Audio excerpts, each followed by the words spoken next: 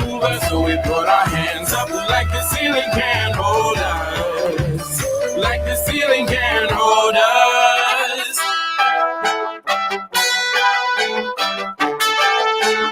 But so we put our hands up.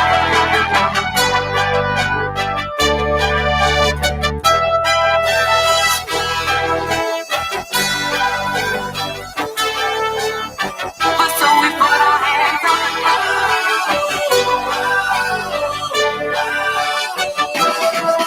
Let's go. Hey, and all my people say. That's right. And all my people say.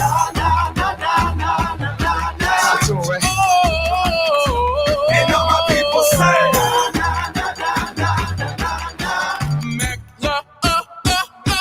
Man, we go back. This is the moment. Tonight is the night. We'll fight till it's over. So we put our hands up like the ceiling can't hold us. Like the ceiling can't hold us. Go back. This is the moment. Tonight is the night. We'll fight till it's over. So we put our hands up like the ceiling can't hold us. Like the ceiling can't hold us. Me not working hard. Yeah, right, picture that with a Kodak. Or better yet, go to Times Square, take a picture of me with a Kodak. Took my life from negative to positive, I just want y'all to know that. And tonight, let's enjoy life. Pitbull, Naya, Neo, that's right. I want all of you tonight. Give me everything tonight. For all we know, we might not get tomorrow. Let's do it tonight. What they say, oh, what kills them? Nothing is enough to let Let's do it I tonight. want you tonight. I want you today. I want you tonight. Grab somebody sexy, tell them, hey, give me everything tonight. Give me everything tonight. Give me everything tonight. Give me everything tonight. To the night, cause tomorrow I'm off to do battle, perform for a princess. But tonight, I can make you my queen and make love to you endless. It's insane the way the name growing, money keep flowing. Hustlers moving silent, so I'm tiptoeing. So keep blowing, I got it locked up like Lindsay Lohan. Put it on my life, baby. I make it feel right, baby. Can't promise tomorrow, but I promise tonight. Excuse me, and I might drink a little more than I should tonight. And I might take you home with me if I could tonight. And baby, I'ma make you feel so good tonight. Cause we might not get tomorrow. Tonight, I want all of you tonight. Give me everything tonight. For all we know, we might not get tomorrow. Let's do it tonight. What they say, oh, what kills them? Nothing is enough to let Let's do it I tonight. want you tonight. I want you today. Grab somebody sexy, tell them, hey, give me everything tonight. Give me everything tonight. Give me everything tonight. Give me everything tonight. Reach for the stars, and if you don't grab it, at least fall on top of the world. Think about it, cause if you slip, I'm gonna fall on top of your girl. What I'm involved with is deeper than the Masons, baby, and it ain't no secret. My family's from Cuba, but I'm an American. I don't get money like secrets. Put it on my life, baby. I make it feel right, baby. Can't promise tomorrow, but I promise tonight. Darling. Excuse me, and I might drink a little more than I should tonight. And I might take you home with me if I could tonight. And baby, I'ma make you feel so good tonight. Cause we might not get tomorrow. Tonight, I want all of you tonight. Give me everything tonight. For all we know, we might not get tomorrow. Let's do it tonight. What they say, oh, what kills them? Nothing is enough to let Let's do it tonight. I want you tonight. I want you today. Grab somebody sexy, tell them, hey, give me everything. everything tonight. Give me everything tonight. Give me everything tonight. Give me everything tonight. And I might drink a little more than I should tonight. And I might take you home with me if I could tonight. Baby, I'ma make you feel so good tonight. 'Cause we might not get tomorrow.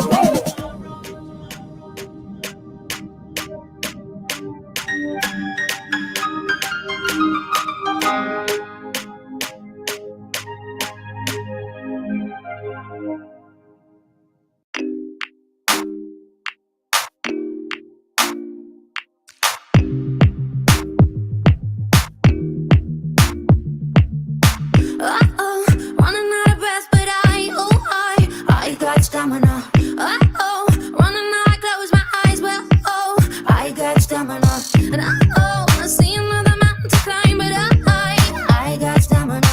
Uh-oh, I need another lover be mine, 'cause I got stamina. Don't give up, I won't give up, don't give up, no, no, no, don't give up, I won't give up, don't give up, no, no, no. I'm free to be the greatest I'm alive. I'm free to be the greatest here tonight. The greatest, the greatest, the greatest. I love you. The greatest, the greatest. I love you. Uh-oh, running out of breath, but I got stamina. Uh-oh, running out, I close my eyes, but I got stamina. And oh yeah, running through the wave below. I got stamina. And oh yeah, I'm running and I'm just enough. And oh, I got stamina. Don't give up, I won't give up. Don't give up, no, no, no. Don't give up, I won't give up. Don't give up, no, no, no. I'm free to be the greatest I'm alive. I'm free to be the greatest here tonight. The greatest, the greatest, the greatest. I love you. The greatest, the greatest. I love you. Oh, oh, I got stamina. Oh, oh, I got stamina. Oh, oh, I got stamina. Oh, oh, I got stamina.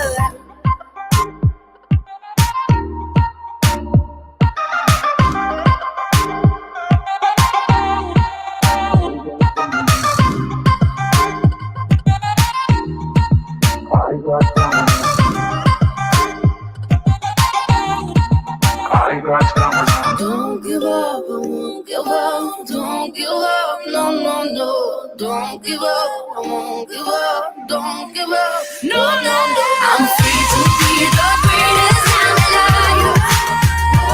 I'm free to be the greatest here tonight. The greatest, the greatest, the greatest. I love you. The greatest, the greatest. I love you.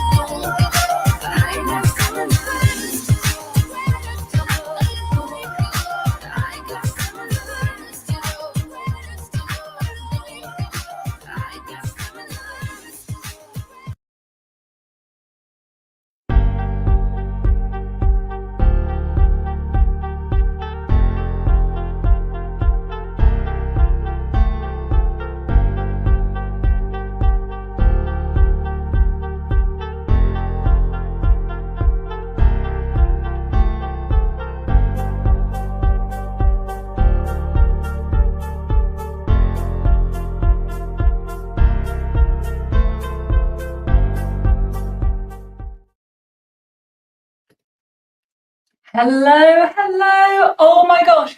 We are live for day one of the very first ever Dare to Share Summit. I can't lie, the nerves are kicking in, the excitement is here, the energy is absolutely exhaustive in the best way possible. And very soon we will be joined by 5 incredible speakers, incredible leaders as they take to the first ever Dare to Share stage, and they show their real and raw leadership. They are willing to pull back the curtains, to remove all the smoke in the mirrors, and to share more vulnerability than ever before. Why? So that you see the human behind the perception, so that you realize everyone that you look up to is just like you. And I want to tell you a very quick story about how this summit, how this challenge, how this movement was born, because I want you to realize that this is more than just a summit. This is a change in history. This is a change in leadership. It's a change that we see the online space, and it's a change for future generations to come. Not so long ago, I found myself lost in a sea of noise in the online space. On the outside, my business looked like it was on the path to success, but on the inside, I was lost. I was confused, and I was stuck in comparison, constantly comparing myself to everyone that I saw, constantly talking about the success that they were achieving. What I didn't realize is that they were also navigating and experiencing exactly the same things that I was, the same thoughts, feelings, emotions, fears, trials, tribulations. They just didn't talk about it until now. Because as I went through that darkness and I started to find myself again, away from all the noise, I realized that this was the change we need. This was a new era. I was living the very thing that I was here to bring into the world. And that thing is realness and rawness. It's showing the full picture of what success really looks like. It's stripping it back, peeling back all of the layers and showing that there is no difference between you and I, or between you and the people that you look up to. We are all exactly the same. The only difference is how much we share of that journey, how much we show of that journey, and how we lead ourselves through that journey.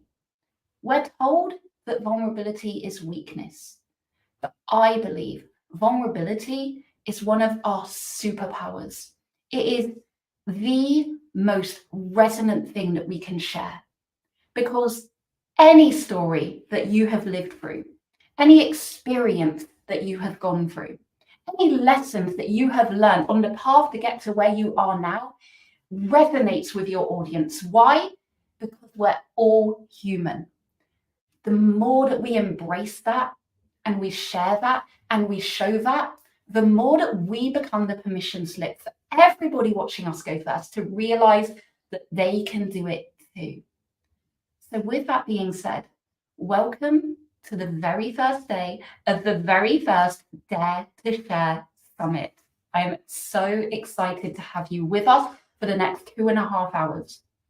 I encourage you to share this with your audience. You can share it on Facebook, on YouTube, LinkedIn, Instagram, wherever you like to hang out. Share it with the world, because this movement, this message, this mission needs to be heard. Engage, interact in the comments. I will be commenting. I will be here watching the speakers with you, along with everyone else in the audience. And most of all, let us know your biggest takeaways from the speakers as they share more vulnerability than ever before, as they share with you their truth, their realities, their stories that they haven't shared in the public eye previously, because they believe in this movement, they believe in this mission, and they want to be the pioneers to change this space for the future. Are you ready to dive in to our very first speaker? Let's bring her on the stage and get to know her. Hello, Wendy. Hello, Claire. Oh my gosh, I am so excited to bring you onto the stage, speaker number one. Yay! One of the very first Dare to Share Summit. Wendy, let me just introduce you formally, and then we will give you the floor. Perfect. Okay, so introducing Wendy Gerhardt. Wendy is a channel, an initiatrix, a soul gift activator, thought leader, and a paradigm shifter. She's an oracle and a sacred medicine woman.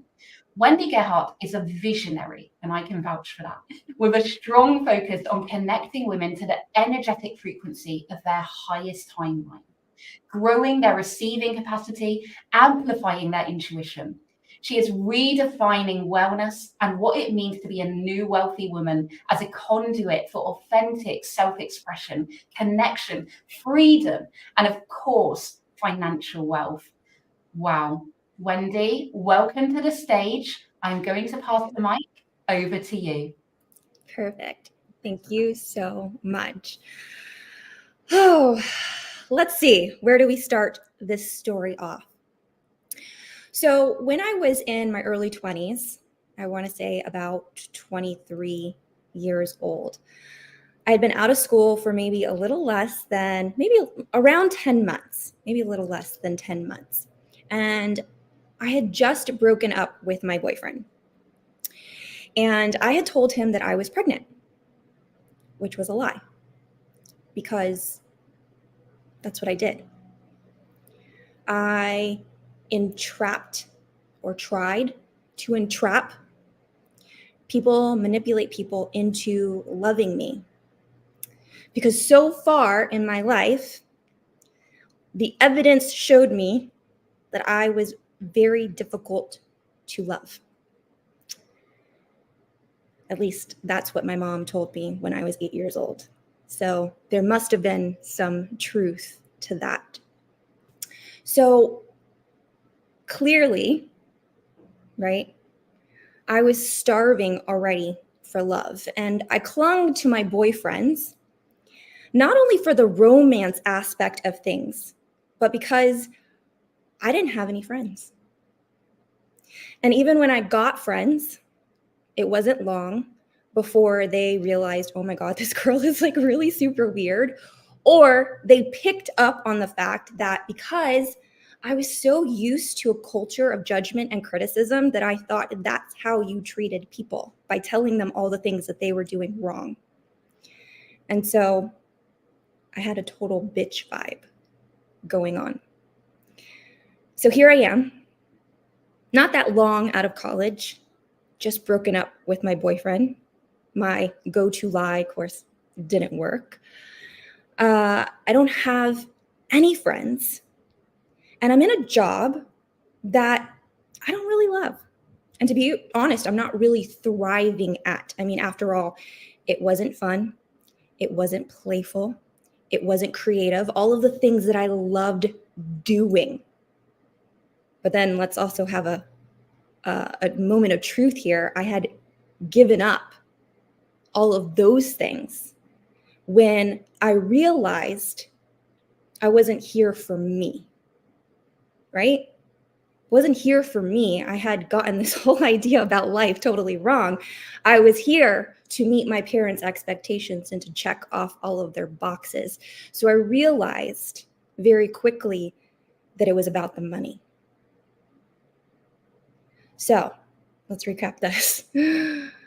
I'm young, just broke up with my boyfriend.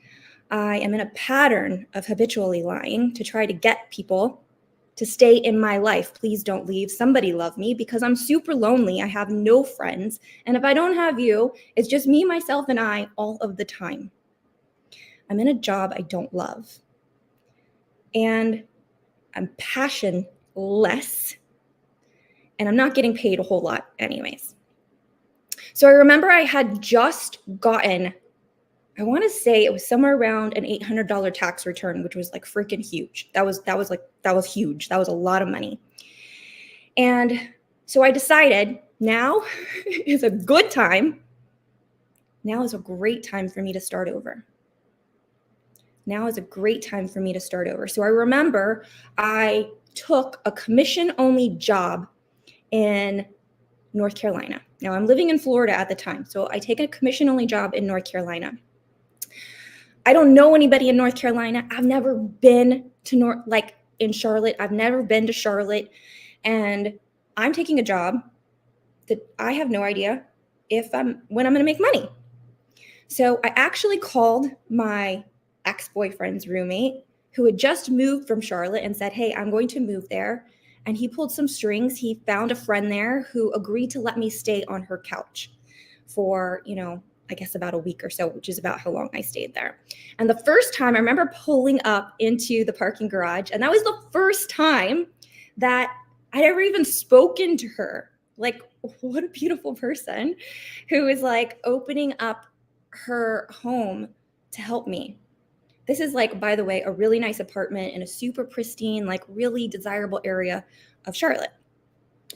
So I go in, and there just happened to be about a weekend. I was like, okay, well, let me look at getting a place in this building, because I didn't have a lot of time in trying to navigate this new commission-only job to go looking for an apartment. And it just so happened that $700 would get me into a studio. $700. I had $800. $700 would get me into a studio. I knew I needed to get off this girl's couch that I didn't even barely know. So I said, okay, $700 it is.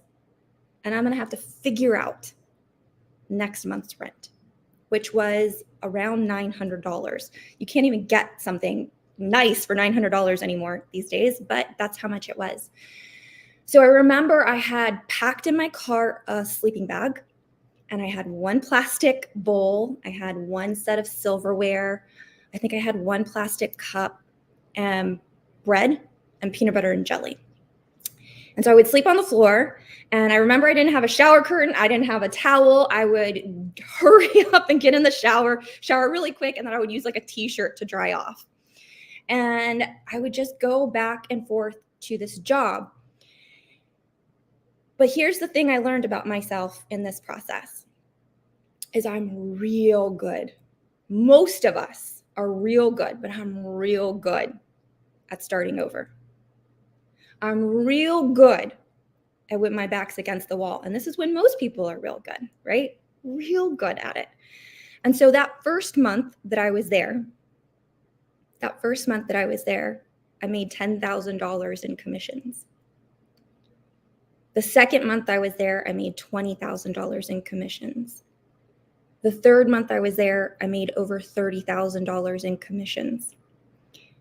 So I wasn't afraid to roll the dice, to take a risk, to be an adventure seeker, right? I wasn't afraid of that. But here's the thing. I'm this young girl, this young woman. I've now got a nice car. I'm living in the best place. I have tons of money that's coming in. And all the evidence around me is that of success, but I'm not happy. I felt devoid of joy, of love. I called it my bougie hell. And it wasn't long before the money wasn't enough. And the fear started to creep in, the pressure of the sale, right? Because you never know, is the sale going to be there? Is the sale not going to be there? And the evidence is, yes, Wendy. But in my mind, it felt like I was walking this tightrope with no net behind me, day in and day out, always hustling. And I couldn't handle it. Now, the next part of my life is characterized by the escape. Now, the story of my life isn't about loss, after financial trauma, after abandonment by a parent, by friends, by loved ones, after illness, because yes, I have experienced all of that. It was about all of it happening all at once. Not one time, not two times, not three times, not four times. I'm talking about on repeat. I had become a master of fucking up my life beyond repair and then escaping it. So now fast forward, very condensed, lots of trauma, lots of things happening, just a continuation of my freaking childhood. So fast forward, I'm in my mid-30s, and I have my spiritual awakening. Now, my whole life I've been running, trying to escape my life. Only now I'm married and I have 2 kids. Only I don't actually feel like I'm in this life. I see the life. I see the success that I created and burnt down and created, but I didn't see it. I wasn't there. So this time, in this instance, there was nowhere to go. And my husband and my kids ran with me for quite a bit.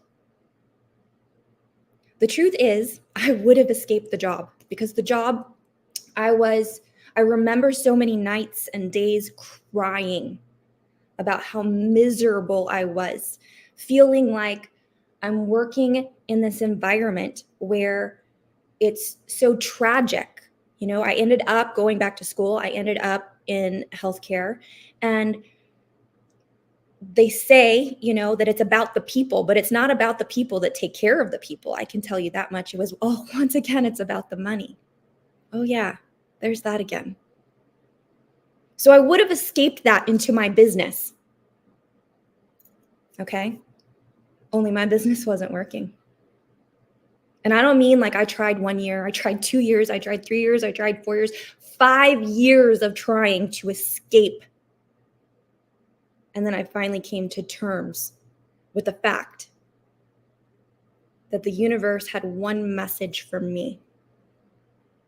And that is, you will sit in what you have created. You cannot escape. There's nowhere else to look. There's nowhere else to go until you move it. So I had to face the despair from my despair. And I had to face the fear from my fear. Because even though the relationship wasn't working and my health was crap and my job sucked and all of these things, that my finances were a mess, I made a powerful decision. Because I had run my whole life, I knew one thing to be true. It runs with me. Everywhere I went, there it was. Every relationship I left, it came right with me. It was always there. So, inch by inch, it was like the universe was like, you walked yourself into this dark tunnel, Wendy. You sit here until you learn how to crawl your way out. And so I decided this is not how this is going to go. Now, here's the interesting thing, okay? While I was busy completely transforming my health, completely transforming my relationship, completely transforming my presence, completely transforming the way I felt about my job. I mean, this job that I absolutely despised, I sat there and I said, if I have no choice, and I really felt that way, right? Like some people are like, well, you could have escaped to something else. But the truth was I was making a lot of money. I was the breadwinner for my family. And it's not a lot of places I could go that would make that kind of money. When you're already making $500,000 a year, how do you just be like, I'll go work at Starbucks? You can't do that. So I began to see the divinity, the purpose, the light, the joy in other people, in what I was doing and who I was being. You ever hear people say that like before you can attract more, you have to fall in love with what you have? This was my task. Because it was almost like the universe is like, this is it. So while I was doing all of that, my business had become my last priority. Now, here's the really beautiful thing about this. If it were not for my business, I would not have become the person I have become. Because it was always like that carrot hanging in front of me that was pulling me forward into something greater. And this thing that I had created was the first thing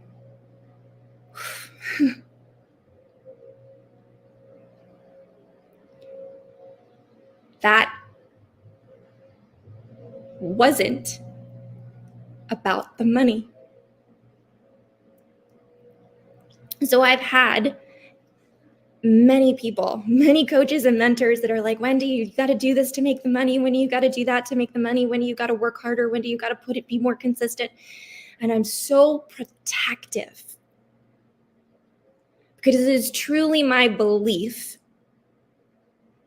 that if I were to leave where I am, to go where I am, if I am to leave a career that I entered into for the money and I go into a business that is there for the money, why bother? Why bother? And I have been very rebellious about how I have built this business. And the truth is, it's not a 7-figure business. It's not even a 6-figure business.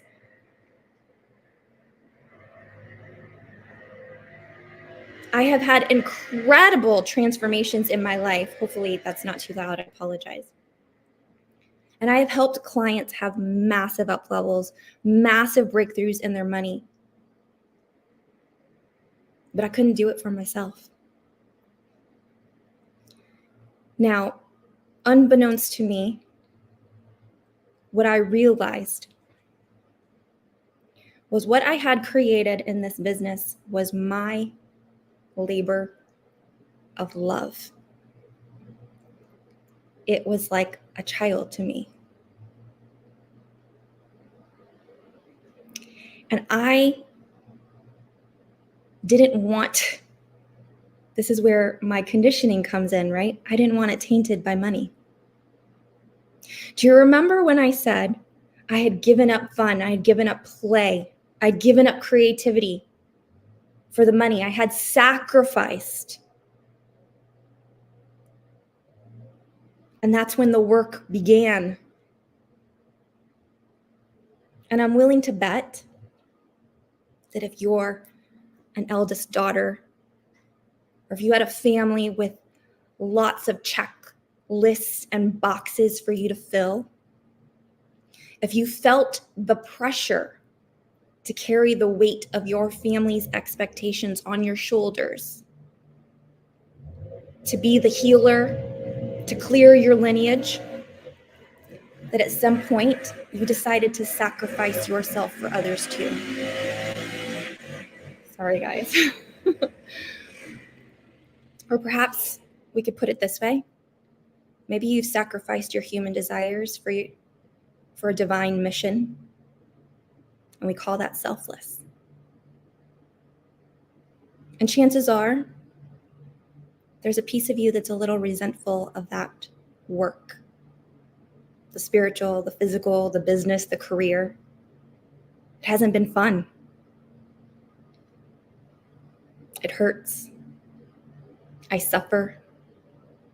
So here I am in a business that instead of trying to serve the world and create a global impact, I'm trying to keep it all to myself.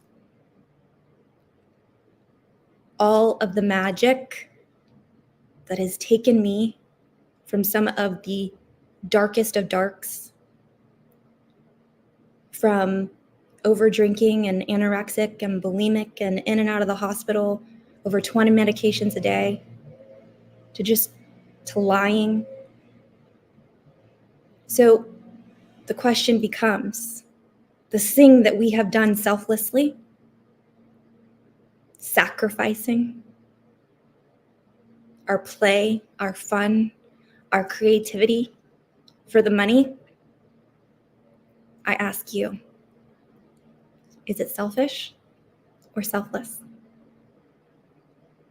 Because I think what we're doing in the name of selflessness is actually selfish.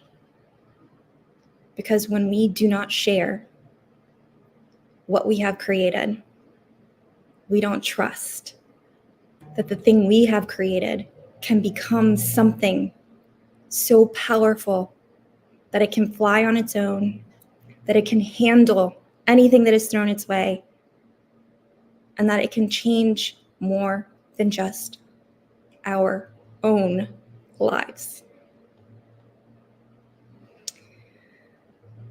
So, I invite you, if you're somebody, especially the women who are channels, who are oracles, the women who, like me, grew up experiencing, all of the common fears that people have around entrepreneurship and money, I experienced them. I saw them happen in my family. I saw the division. I saw the pain. I was the product of a child who was hurt. But that doesn't have to define us. So I continue this mission, missionless. It's not about selflessly serving the world.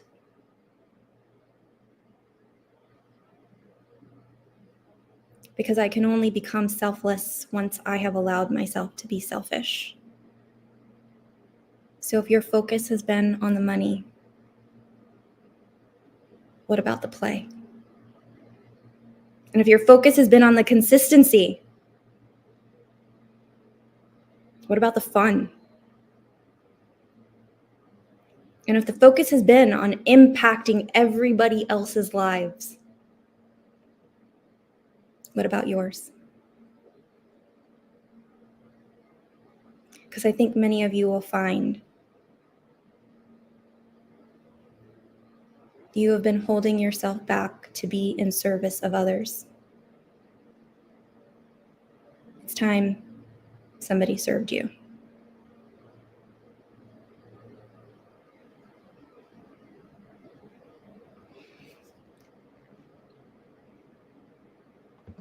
Wow, Wendy. Oh my gosh, that was so beautiful, so powerful. I know we were all in the chat like, wow, this is just so resonant with so many people.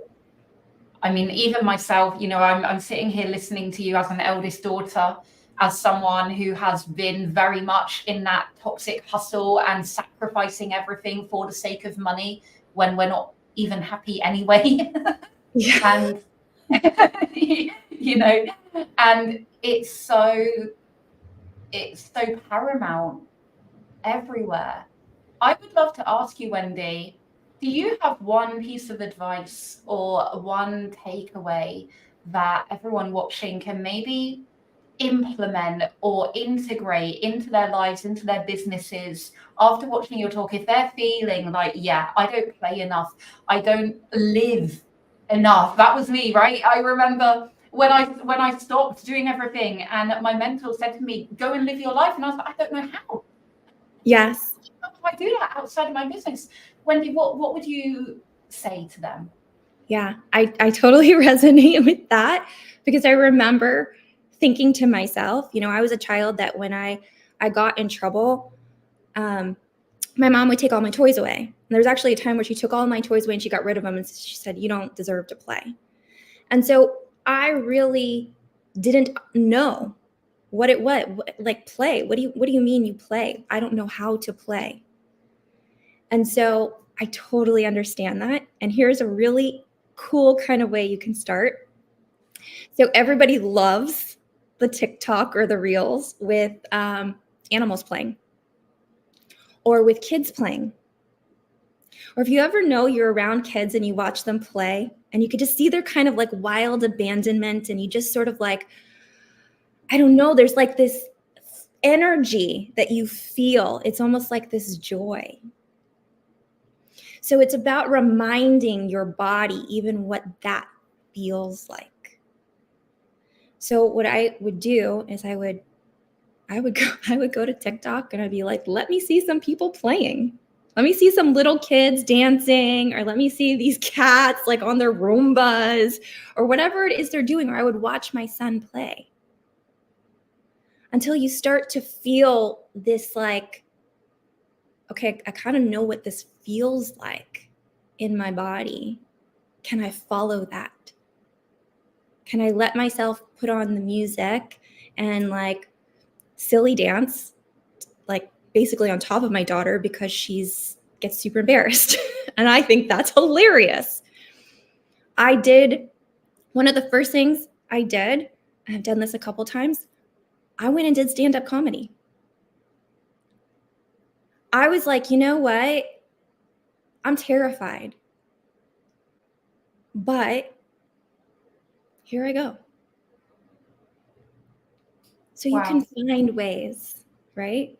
Find ways just to start bringing back the fun, the pleasure. And you definitely want to, every time you're starting to feel the sacrificial energy, you want to bring yourself back to play. Bring yourself back to play. I love that. So powerful. Wendy, can you please tell everyone a little bit about your magic that you now offer into the world and how everyone can get into your amazing, incredible, playful world? So right now, mostly, I used to be on Facebook a lot, but now I'm really on Instagram mostly. So I'm at I am Wendy Gerhardt on Instagram. And if you join my email list, then every week I put out an energy update. I'll let you know what's going on the planet, on the collective, what we're moving through, what are the themes. So that's kind of like a fun way just to kind of like, if you're somebody who likes to like tune into that sort of stuff. And then I have some really cool new offers that are coming out, which I'm really excited about. So stay tuned for those. And most of my work right now is really one-on-one basis because it is very strategically energetic, that is very unique to the person. I love that. Amazing. So we'll have all of those notes in the replay, so all of you guys can make sure that you get in Wendy's world. You can see her name is right there on her video, so you can type that into Instagram and she'll come up.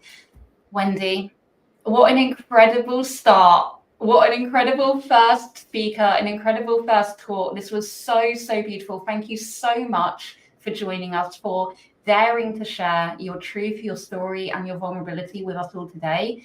It was really, really special. Thank you. Thank you, guys. Bye for now.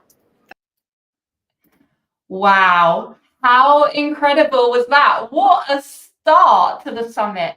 Well, we're not stopping there. This is just the beginning. Are you ready for the next speaker? So we have the incredible Carmen Jenkins joining us next.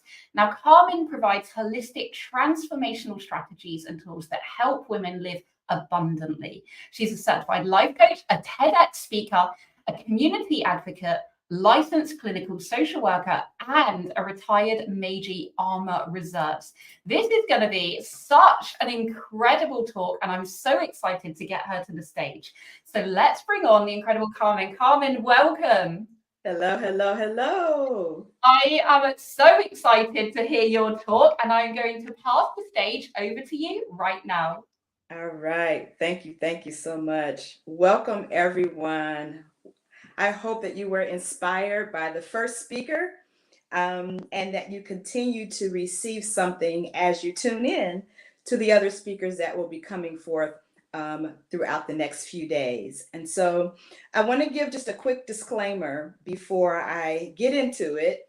I will be sharing some things that are pretty personal and intimate that were part of my life in some degree still is, as a result of my exposure to military sexual trauma. And so if anything I say touches any place in you, triggers anything in you, I recommend you take a break.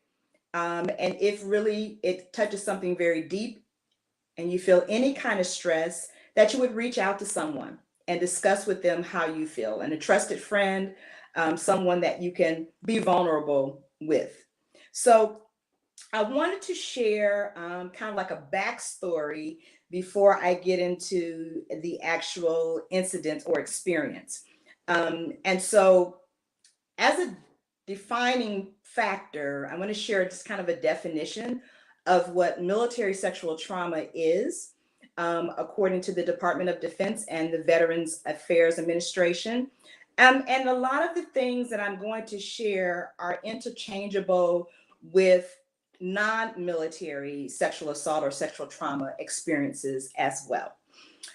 So the definition for military sexual trauma, or MST, is the following: being pressured into sexual activities such as with threats or negative treatment, if you refuse to cooperate, or promises of better treatment in exchange for sex. So there's pressure that if you don't do something of a sexual nature, then bad things will happen to you.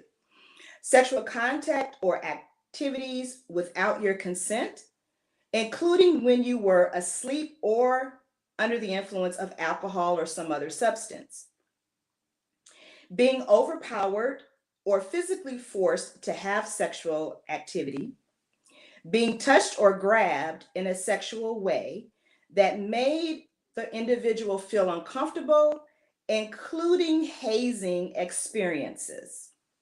Comments about your body or sexual activities that you found threatening. Unwanted sexual advances that you found threatening. And even it could have been or could be being in an environment that makes you feel uncomfortable because there's some nuances in that environment that allude to woman's body or something about her being sensual and various other things that just the conversation and language makes you feel very uncomfortable. So my backstory had to do with when I was a younger child. I was in my preteen years, and during that time I experienced some inappropriate sexual contact from a family member. And as a child, the perspective and the viewpoint is very different than an adult. Children look at the world from their viewpoint, from their lens, and children are very trusting and very forgiving. And so I can remember as a child, between 8 and 12 years of age, being in a family that was nurturing. I was given guidance on various things and received a love. But there was one portion of my personhood that wasn't always secure from my perspective, and that was my personal safety. So that created a void or an opening for other things to be able to happen. I didn't really know how to keep myself safe. And so that kind of set the stage for some things that happened when I was in the military. So by the time that I enlisted in the armed services, I was 17 years old, just a month out of high school, very young and pretty naive at that time. So I went to the things that require training, basic training, advanced training, was able to come back home for the holidays and spent about a month and a half, almost 2 months at home as a recruiter's assistant. Really enjoyed that time. It built some things in me, strengthened some things in me, and revealed some things in me as well. But I enjoyed speaking to the students and encouraging them to launch out into the careers that they were pursuing. And so then I got into my first military assignment. My first experience with adulting was in Berlin, Germany. And so I was 18 years old at that time, still very naive, and susceptible to various things. I was very vulnerable emotionally.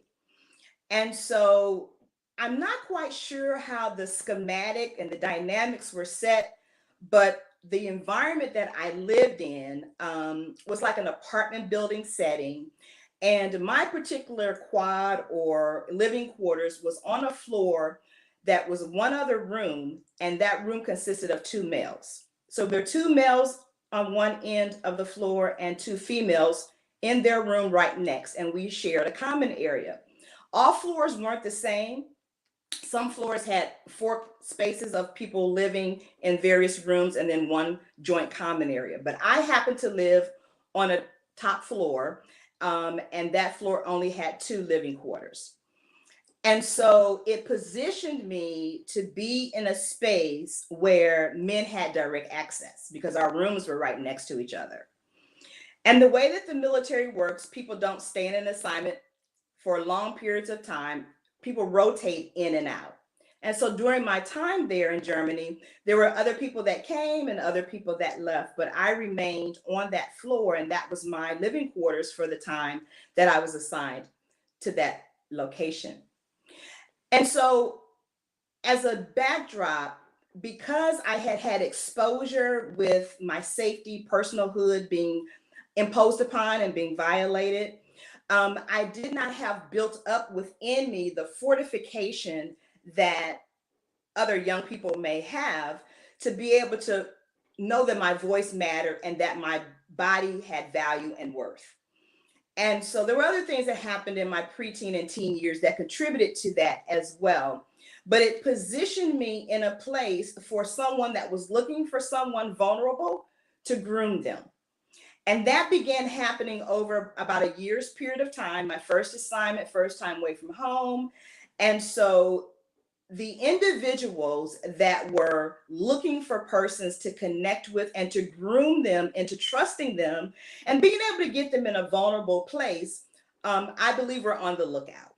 And so over about a year's period of time, nothing happened that was traumatic. The normal social types of activities, going to work, hanging out with friends and socializing, going to parties and various kinds of things that young people do. But what I began to notice after about a year being in that assignment and in that environment was that there were 2 particular individuals that always seemed to be in my purview. They always seemed to be in my space. And so it came to be that on one occasion, one individual, and they were much older than I don't recall exactly how much, but I would say because I was 18, that they had at least been 5, 6, or 7 years older than me. So they were into their late 20s.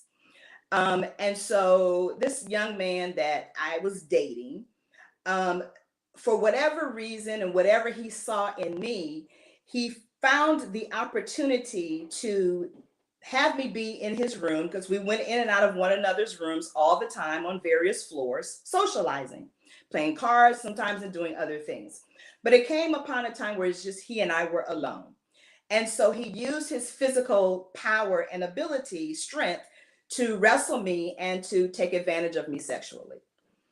And because of my grooming and learned behavior of keeping silent, I didn't say anything to anybody. And I really didn't know at that time what the appropriate resources would have been or were that would make it that I could speak to someone. I had also in my own natural family kind of learned some things that kept me silent. And some of those things were what happens in our family stays in our family. Some of those things were we don't expose people outside of our family to things going on in our family. And even there were things within my family that as I became an adult, I became aware of that other people didn't talk about. So there were some secrets that had been kept. And so needless to say, I never shared the sexual incident in my family with my mother until I became an adult and I was in my mid-20s. That didn't set well with her. She got very angry and we had a very heated conversation about why I didn't tell her sooner. And we were able to have a meeting of the heart. But what I noticed is after my sharing, she never spoke to me about it again. And I don't know for sure whom else she may have shared it with, but I do know that one other person in my family was aware because as I became an older adult, I had the opportunity to have some conversation with that particular family member and became aware that they had been told. along with some other things that had happened during my teen and high school years. So my going to my first military assignment in Berlin, Germany was in 1979. And I was 18 years old, as I said, and I stayed on that assignment for about 2.5 years before I went for some other schooling and came back to the United States for schooling. So my psychological and emotional aptitude, or IQ, we talk about emotional intelligence and other kinds of things, it was pretty low. And it took me many years to build that up and to own my worth and value. So incest in my family, and I'm using very specific, strong words because it's important that we teach our children to identify things for exactly what they are. We don't want to sugarcoat things. We don't want to give them little cute names for parts of their body. We want to age appropriately help them to understand who they are, why they are, and that their lives matter and have value, and that their voice matters and has value. So they learn how to advocate for themselves and to speak up for themselves. So I experienced incest in my biological family, and I experienced not just a sexual assault, but even in a dating relationship, date rape happens. And that's what I experienced in this dating relationship. I didn't want to have the encounter. He did, and so he forced me to have it. That was the first occasion. And we saw each other pretty much on a regular basis. We eventually separated as a dating couple, but I still had contact with him. So that emotional impact of the incident stayed with me. And every time I saw him, it would come back up and remind me of the violation of my personhood. Then there was a second occasion about a year or so later with one of the gentlemen that lived in the room next to me. And what happened was there was a period of time where we built up a relationship just socially. And he and I, sometimes other friends, would do activities together, go out together. And so on one occasion, after we come back from hanging out, he felt the opportunity to be available to invite me to his room, which I thought nothing of it. He had always been polite and cordial, never said anything out of the way. But I got into a space where it was just he and I again. And what he attempted to do was to, again, physically overpower me to the point that he wrestled me down to the floor right inside his room after the door was closed. And at that time, intuitively and instinctually, I fought back. And so the physical contact never happened to the degree that he wanted, but it still was a physical assault with the intent to have sexual activity. So yet again, I had this traumatic experience, didn't share it with anyone, but it was something that stayed with me throughout my time being stationed there, particularly for as long as I would see him on a regular basis. We are all in a medical field, so I would see him throughout the hospital as I did the other gentleman, until he departed. But the emotional trauma stayed with me. And so what began to happen was they began to build. So I began to experience compounded trauma from my preteen years, from the initial incidents in the military. And those experiences stayed with me for many, many years until I was able to have a session with a therapist and really be able to be vulnerable with her and disclose to her what happened. And she helped me to peel back all of what I had been carrying. And then she also helped me to see how it had been negatively impacting my life, to even the point of inhibiting me from going forth in my personal, professional life, in my career, in romantic relationships and other things. So there were some dormant things within me that had to be pulled out for me to live the life that I was meant to live. So what I am very much a firm believer of is not being silent, not keeping things to yourself, and teaching our children to speak up. It's very important that we are in a culture, that are in a society where we teach that our voices matter, that our lives matter. And all of us have our life stories. and they're all just as important as any other one. So my intent today was to encourage anyone that would be listening to not be silent. No matter how long ago any trauma has happened in your life, it's not too late to receive assistance and help. And what will break forth in you is what is needed to come out.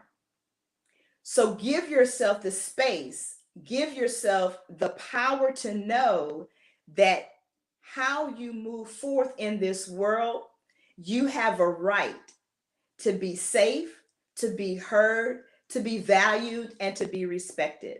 We live in a world and in a society where women are often devalued in many ways. And that is not something as women in arms, as fellow women, that we can stand by the sidelines and watch our fellow sisters be intimidated, be violated, be spoken down to, have their self-worth diminished. We have to speak up sometimes for one another. And sometimes we have to grab our sister by the arm and say, come on, we're going to do this together, until that individual is strong enough to walk out what needs to be walked out on her own. So I want to also leave you with some emergency assistance for now, or maybe in the future, if you or someone is in a situation where there is an emergent need for assistance because you're being sexually, physically, emotionally, psychologically abused or impacted in any kind of traumatic way. There's an organization called RAINN, and that stands for Rape, Abuse, Incest National Network, RAINN. Their national number is 1-800-656-4673. If you're outside of the United States of America, I'm not sure what the counterpart number would be, but if you call them, I know that they can connect you with services and assistance. There's a national domestic violence hotline. Domestic violence happens in marriages. It happens in dating relationships, and it happens in so many other types of relationships. It's not just for marital couples. It happens in same-sex relationships. Women are violated 1 out of 3 times according to national statistics, and men are violated 1 out of 50 times. And I'm sure it's more than that because the statistics can only represent the reports that have been made. So the National Suicide Hotline, Prevention Hotline is 1-800-273-8255. The National Domestic Violence Hotline is 1-800-799-7233. If there's an emergent need for assistance, and again, you're in the United States or any one of the 50 states, you can call 911, you can call 988, you can even call 211 if you're in the Maryland area where I am. They will connect you with another number for anyone that's in another state. So if you're in California, you can't think of any other number, remember 911 and 211, and they will connect you with services. And there's going to be some information about how you can reach out to me and get in touch with me. My whole passion, my whole reason for living is to help women learn about who they are, why they are, and to live the maximum abundant life that they should be living. And so I'm here for that. We can have a clarity call conversation to see if I'm a good fit, if you're a good fit for my coaching style and services that I'm able to provide.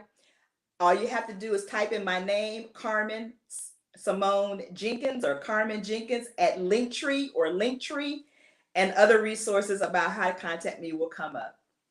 Thank you so much for this opportunity. Carmen, wow, that was powerful and very, very vulnerable. And I thank you so much for being willing to share that with us all today. I know that can't be easy, and there's so much support in the chat for you, and sadly, so much resonance as well, myself included. But like you say, it's about supporting each other and lifting each other up and knowing that there's no shame in That's right. things that happen to us. And I really, really thank you for sharing that with us today. You're so welcome. Carmen, I know you did just briefly mention, but could you just give one more little note about where the best place is to find you? Is there a preference of platform or place that you like to hang out? Yeah, I'm learning to try to be accessible to various platforms because people use various. I'm not on TikTok yet, but maybe. But I am on Instagram, I'm on LinkedIn, I'm on Facebook. Like I said, the easiest way is just to go to a Google search or a search engine, type in my name, and resources about me will pop up. I have a Linktree site, type in my name, type in Linktree, that will pop up. One of the good things about social media, you can pretty much find people wherever they are. So true, so true. So Carmen will put all of her links in the chat below in a moment, so you can head over and find her right now. Carmen, thank you so much for sharing with us today, for daring to share that truly vulnerable story. So powerful for everyone listening, for everyone watching. If you know anyone that may have been affected by Carmen's story, please do share this talk with them. The details are there for them to reach out and get support, and they might just need that little nudge to know that they're not alone, and it happens, unfortunately, to so many women. Carmen, thank you so much for joining us today. You're quite welcome.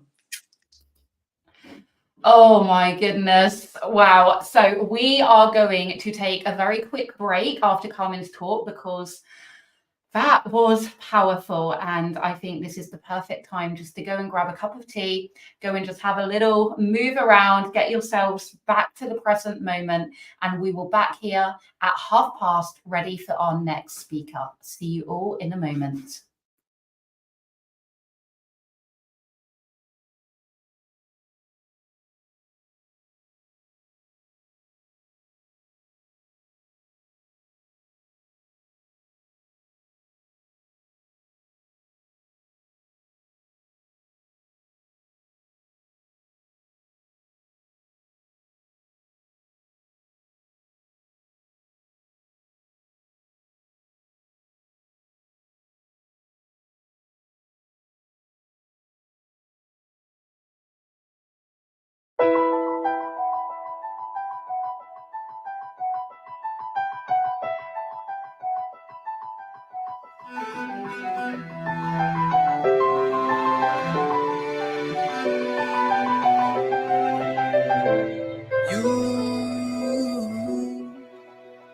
You take me down, spin me around. You got me running all the lights. Don't make a sound, talk to me now. Let me inside your mind. Don't know what you're thinking, sugar. Ooh, but I just got that feeling, sugar. Ooh, I can hear the sirens burning, red lights turning. I can't turn back now. So hold on tight. I don't know where the lights are taking us, but something in the night is dangerous, and nothing's holding back the two of us. Baby, this is getting serious. The dangerous. Show me your soul, I gotta know. Best that you're beautiful inside. Toes on the glass, car moving fast. Come take the wheel and drive. I don't know what you're thinking, sugar. Oh yeah, and I just got that feeling, sugar. Oh yeah, I can hear the sirens burning, red lights turning. I can't turn back now. So hold on tight. I don't know where the lights are taking us, but something in the night is dangerous, and nothing's holding back the two of us. Baby, this is getting serious. The dangerous. The dangerous.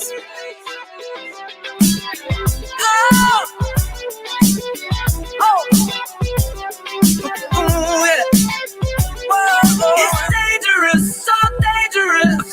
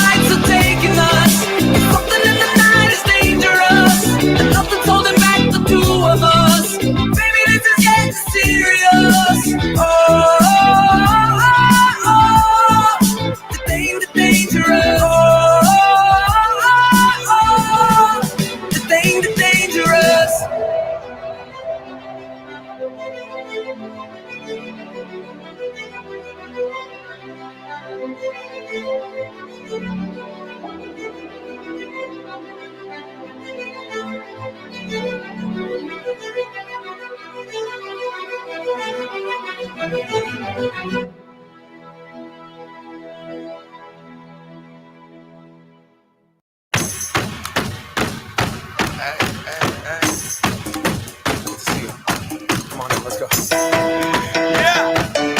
Let's go. All right. Okay. All right. Okay.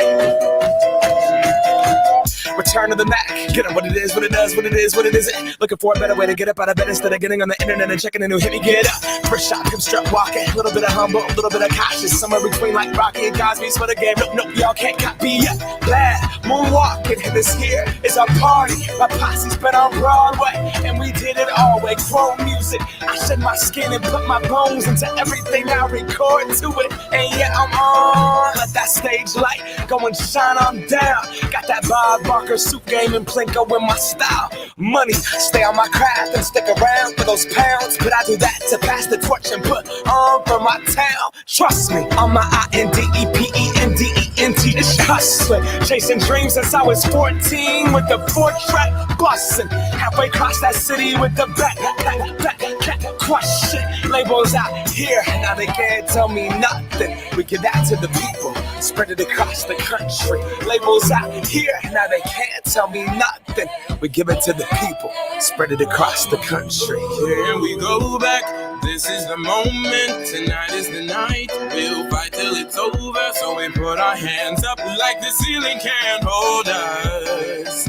Like the ceiling can't hold us. Here we go back, this is the moment, tonight is the night. We'll fight till it's over, so we put our hands up like the ceiling can't hold us. Like the ceiling can't hold us. Now, can I kick it? Thank you. Yeah, I'm so damn grateful. I grew up really wanna go fronts, but that's what you get when Wu-Tang raised you. Y'all can't stop me. Go hard like I got an 808 in my heartbeat. And I'm eating at the beat like it gave a little speed to a great white truck on truck. We raw. Time to go up, gone. Deuces goodbye. I got a world to see. And my girl, she wanna see Rome. Caesar make you a believer. Nah, I never ever did it for a throne. That validation comes, so giving it back to the people now. Sing this song and it goes like, raise those hands, this is our party.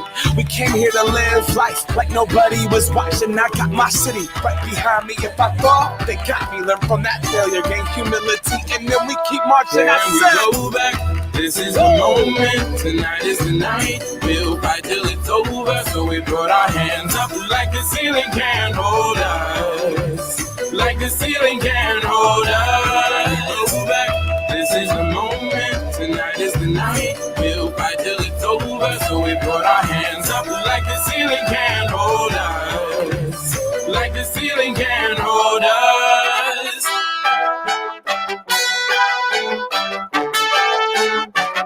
So we put our hands up.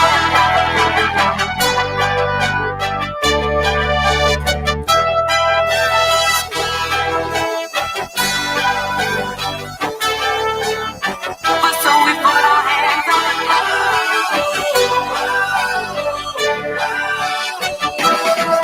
Let's go.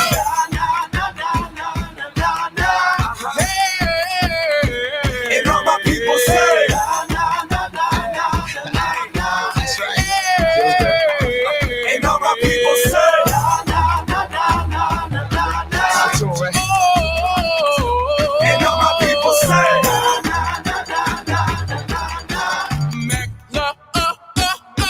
Here we go back, this is the moment, tonight is the night. We'll fight till it's over, so we put our hands up like the ceiling can't hold us. Like the ceiling can't hold us. Go back, this is the moment, tonight is the night. We'll fight till it's over, so we put our hands up like the ceiling can't hold us. Like the ceiling can't hold us.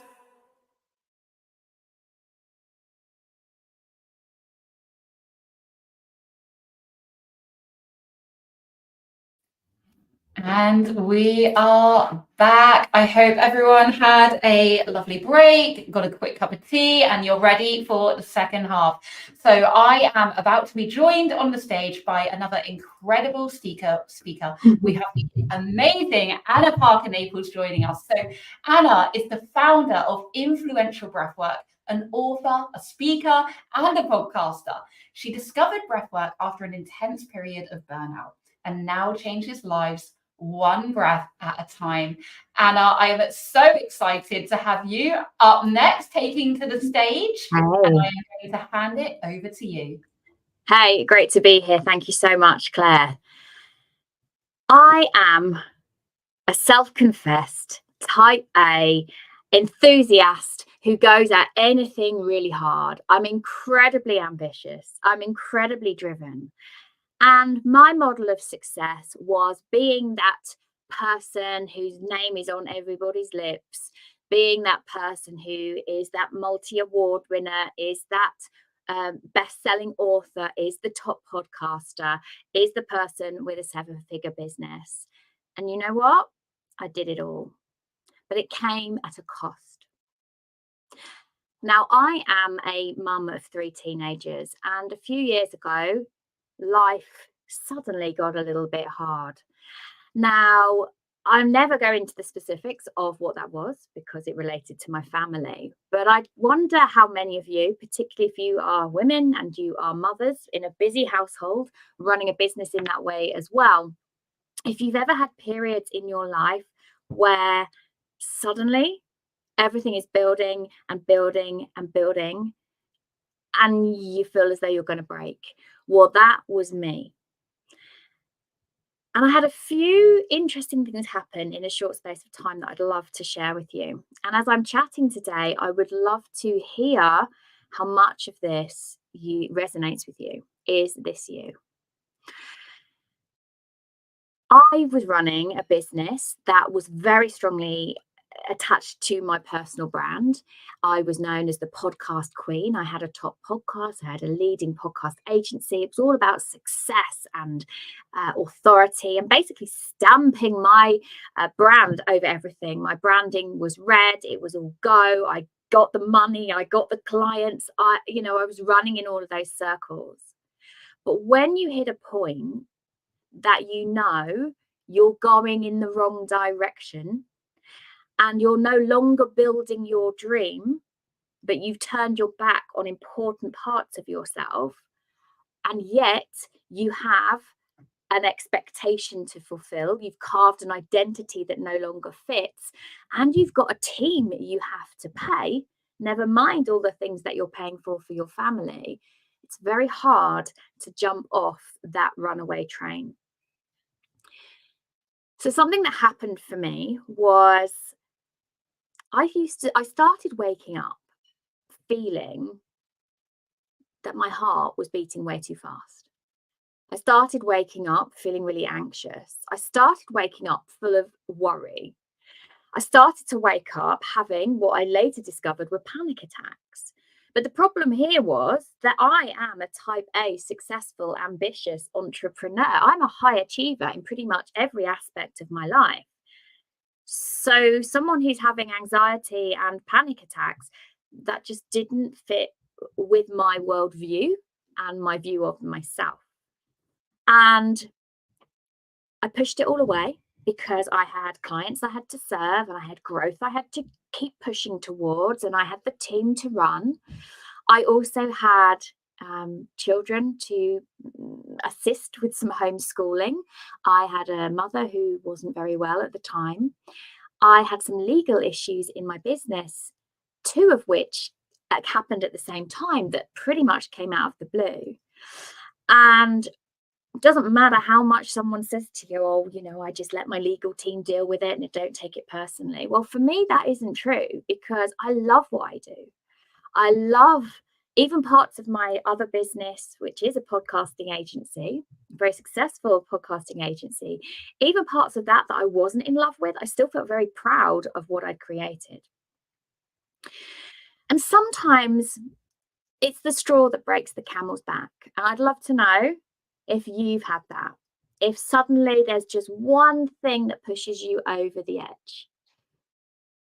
Now, for me, some of those things related to other people that I'd connected with in the online coaching space. People who, if I'm really honest, because you want me to be really raw and honest, I had associated with because I felt, or I'm not going to say felt, actually, I'm going to say I thought and knew that they would enable me to piggyback off their audiences. So it was a little bit of that that behavior that actually is quite unpleasant. I think we all know, but we do it. People do it in the online space. People do it in business, kind of using people. You want to get in front of their audience. So you'll overlook the unkindnesses that you're seeing. You'll overlook some of the shady behavior. You'll overlook that bit in your stomach, that gut feeling that these are people you need to be cautious of.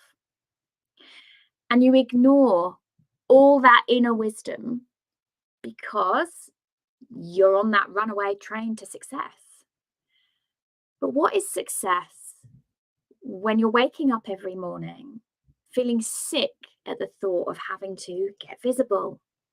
The irony here being that my very first book was called Get Visible: How to Have More Income, Impact and Influence. And my podcast, my first iteration of a podcast, was called Entrepreneurs Get Visible. Well, what happens when you, as an entrepreneur, known for visibility, known for being heard and podcasting, suddenly don't want to get out of bed? Suddenly feel tired and want to have a nap every single time you think about your business. And you feel like you can't escape your own personal brand because it's become a monster that you can't switch off from. Well, I can tell you that those things are really painful. So I'm going to take you back a little bit earlier than that. So about 15 years ago, at this point, I wasn't an entrepreneur. I was a mum of 2 very small children, and we became pregnant with our third. And when I was 8 weeks into that pregnancy, I suffered a complication in the pregnancy that meant that basically my pelvis was in deep trouble. And I was incredibly miserable, and I was told to prepare myself that I would never walk again. Now, that's pretty big news for anybody. But for someone who, like me, is a type A, ambitious, driven individual, for someone who sees themselves as successful in whatever they do, this feeling that your life is not going to be how you imagined is very difficult to come to terms with. And I made a decision while I was still pregnant that once the baby was delivered safely, which he was, that I would do everything in my power to be able to cope with what I was going through. And at that point, I fell into the world of subconscious reprogramming. And I fully believe that I healed myself through changing the way that I thought and I felt. To cut a very long story short, within 3 weeks of doing some very deep hypnosis and some NLP, neuro-linguistic programming, one-on-one with somebody, I was able to stand using a Zimmer frame. Within 6 weeks, I was able to walk to the first lamppost outside my house. Not far, not fast, but I proved to myself that I could do it. And what I also proved to myself, because of the subconscious reprogramming, was that actually we can achieve anything. And I'd love to know if you do, or part of you believes you can achieve anything you want to. So I got this proof that I can heal my body. I got this proof that anything's possible. It doesn't matter what people tell me.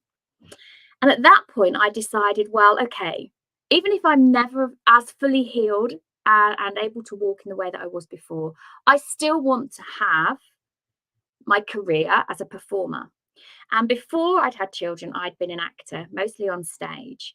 So I looked around instead. I opened up myself to opportunities. If I can't get on stage and I don't want to be away because of the children, what could I open myself up to? And the answer was voice work and working from home. Now, within a very small period, 2 years, not only was I fully recovered and walking, but I was winning multiple awards in Hollywood as a voice actor. And at that point, I thought, well, we can achieve anything. We literally can have any success that we choose. And at that point, by this point, I was qualified in all sorts of different reprogramming techniques. But at that point, I decided, well, my message has to get out to far more people. Enough is enough. And I'm coming in. I didn't even think about it as entrepreneurship, if I'm honest. I thought about it as me, as someone able to get on stages, as someone able to share my voice on microphones, as someone who is a good writer. I know that I've got an amazing story and I want to get out there and I want to show anyone you can achieve anything. And I did. I've won the awards. I got the 7-figure business. I made all the connections. And this is where the next part of the story starts. 2 years ago this week, I was invited and went to stay with Richard Branson on his private island Necker in the British Virgin Islands. I'd been having some serious issues at home and I was avoiding admitting that I was in burnout, or I was getting very, very close to burnout. And before we got to the island, we'd actually island hopped, myself and 40 other female entrepreneurs in the transformation space, many from all over the world. And I remember thinking, this is all very lovely. This is incredible. Look what I've created. But at what cost? Life's pretty hard right now. And all the glamour, all the glitz, all the fancy stuff actually doesn't mean a lot when things are really tough. On the first night we were on Necker Island, and the bizarre thing was, this is an incidental by the way, it was actually the day that the Queen had died. We were on a neighbouring island just about to be transported by speedboat over to Necker. And when we were welcomed to the Great House that night, and the Great House is at the top of the island, literally with a 360-degree view of the sunset. It was phenomenal. But the interesting thing was, for me, when we got welcomed in to that evening, the lady who organises the group of female entrepreneurs that I was part of, she just greeted us all with a breath. She greeted us one by one as we came in. And then when it was my turn, I thought, that's a bit strange. That's a bit strange. I don't know how I feel about that. And she put her hand on her chest and I put my hand on my chest, and we looked at each other and we just breathed. And in that moment of all this glitz, this glamour, this ultimate success, this lifestyle that was almost the pinnacle of that success, that pushing, the awards, the Hollywood, all of that I'd been doing for so long since that time in the wheelchair, I realized I'm not just the successes. I'm not just here to push. And there's something really meaningful in that breath. Because that was the first moment I felt like I was myself. I had an amazing trip. I came home. And while I was on the island, I was still convinced that I was going to push really, really hard to grow the podcasting business, which still exists. But in my heart and in that stillness, I knew that wasn't true. Because the thing I turned my back on was that moment that I'd had in Hollywood on the red carpets of that need to share with other people that they can change their lives. And I was no longer doing that. I was literally helping other people to get their messages out there loud and clear. And I'd forgotten or turned away from my own light. I knew that I was supposed to be a beacon of light and hope to people. So at this point then, how am I supposed to be a beacon of light when I'm bloody miserable running the business that looks like it's successful, where I hate my own personal brand, where I don't want to show up and I don't want to run the team and I don't want to do anything? Well, one of those mornings, another morning where I woke up with that panic in my chest. Another complication in the business arose. Another thing happened with my extended family. And I knew I wasn't feeling right. And I'm a woman in her late 40s. I couldn't get hold of some of my HRT. And when you don't have your medication for a little while, it can do all sorts of slightly loopy things.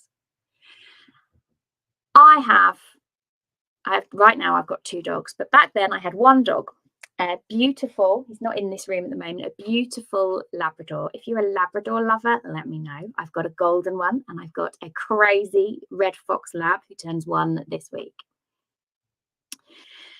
So I was taking Oscar out for a walk because I just knew I needed to get out of the house. I needed to not be around my business, not be around my home, which just felt like pressure for all the things that I, as a mum, do for the kids, the school journeys, the pickups, the clubs, the hoovering, the washing, the cooking, the cleaning, business in your house. It just didn't stop.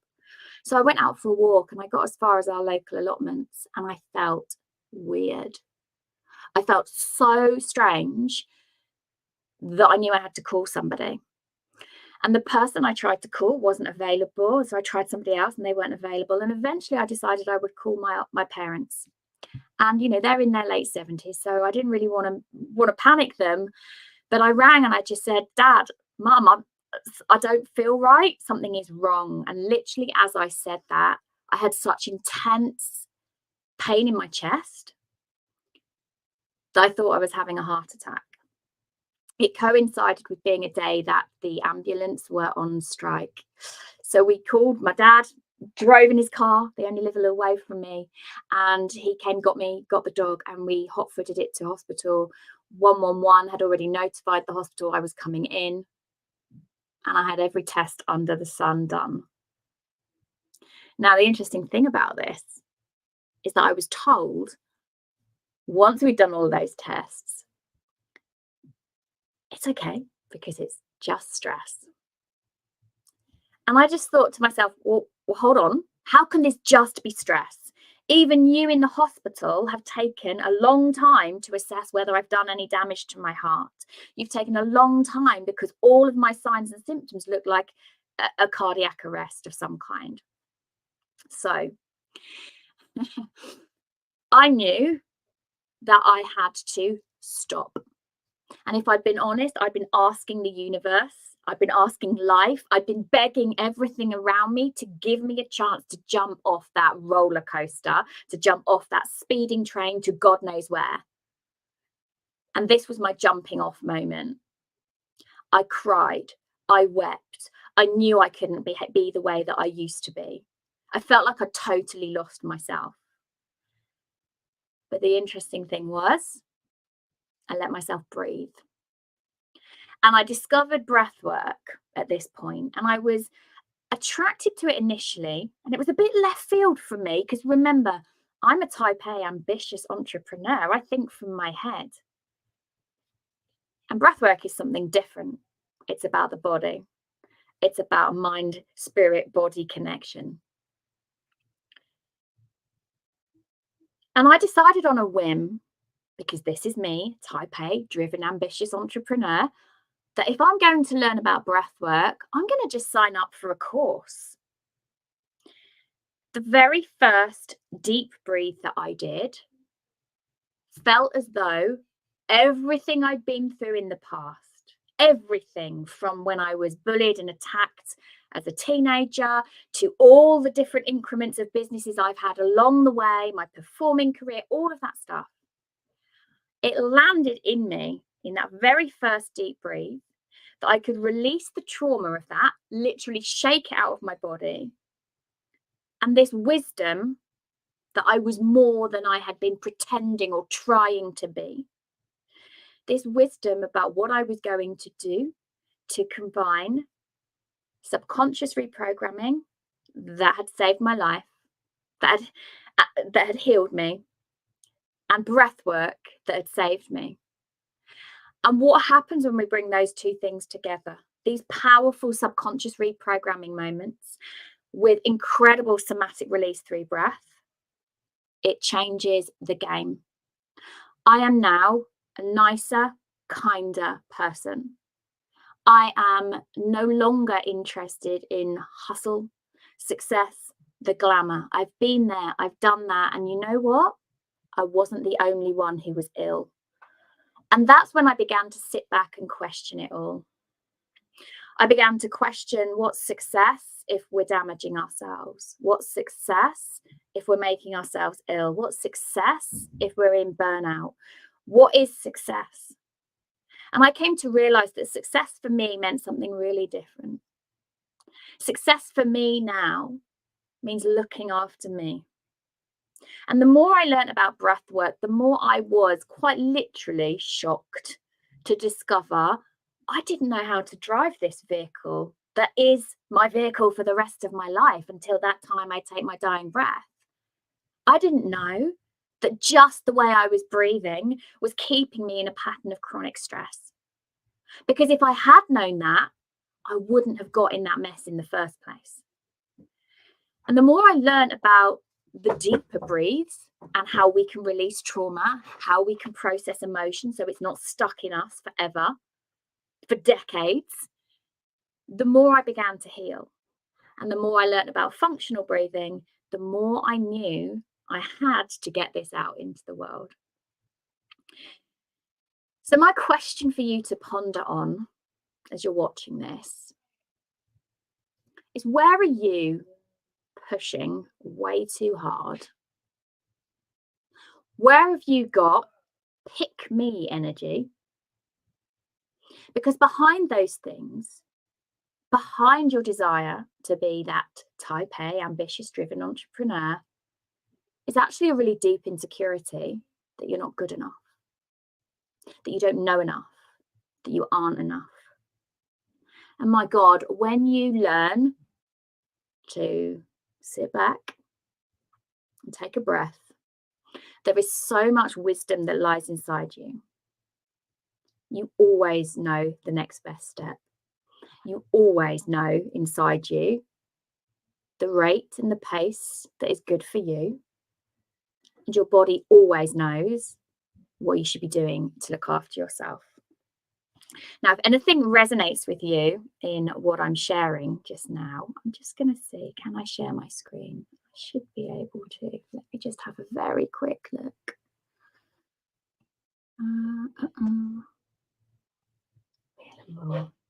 So if any of that resonates with you, I'm just going to just recap some of the things that I've said. So for me, I think, here we go. Breathwork gave me incredible release and it helped me to heal. And it taught me that we shouldn't get ourselves in such a pickle. It's because we're living in chronic stress so badly, we don't even realize we're stressed. And this is the only picture that exists of me when I was in a wheelchair. The only time I actually left the house for an 18-month period, other than to go to hospital, was to go to this fancy dress party. And obviously I'm in my wheelchair. My husband and I have gone as Louie and Andy from Little Britain. But that was the night I decided it doesn't matter whether I'm in this wheelchair, how I am. I have to make peace with where I am at myself. Subconscious reprogramming literally saved me. So what happens then if we combine breath work with powerful reprogramming techniques?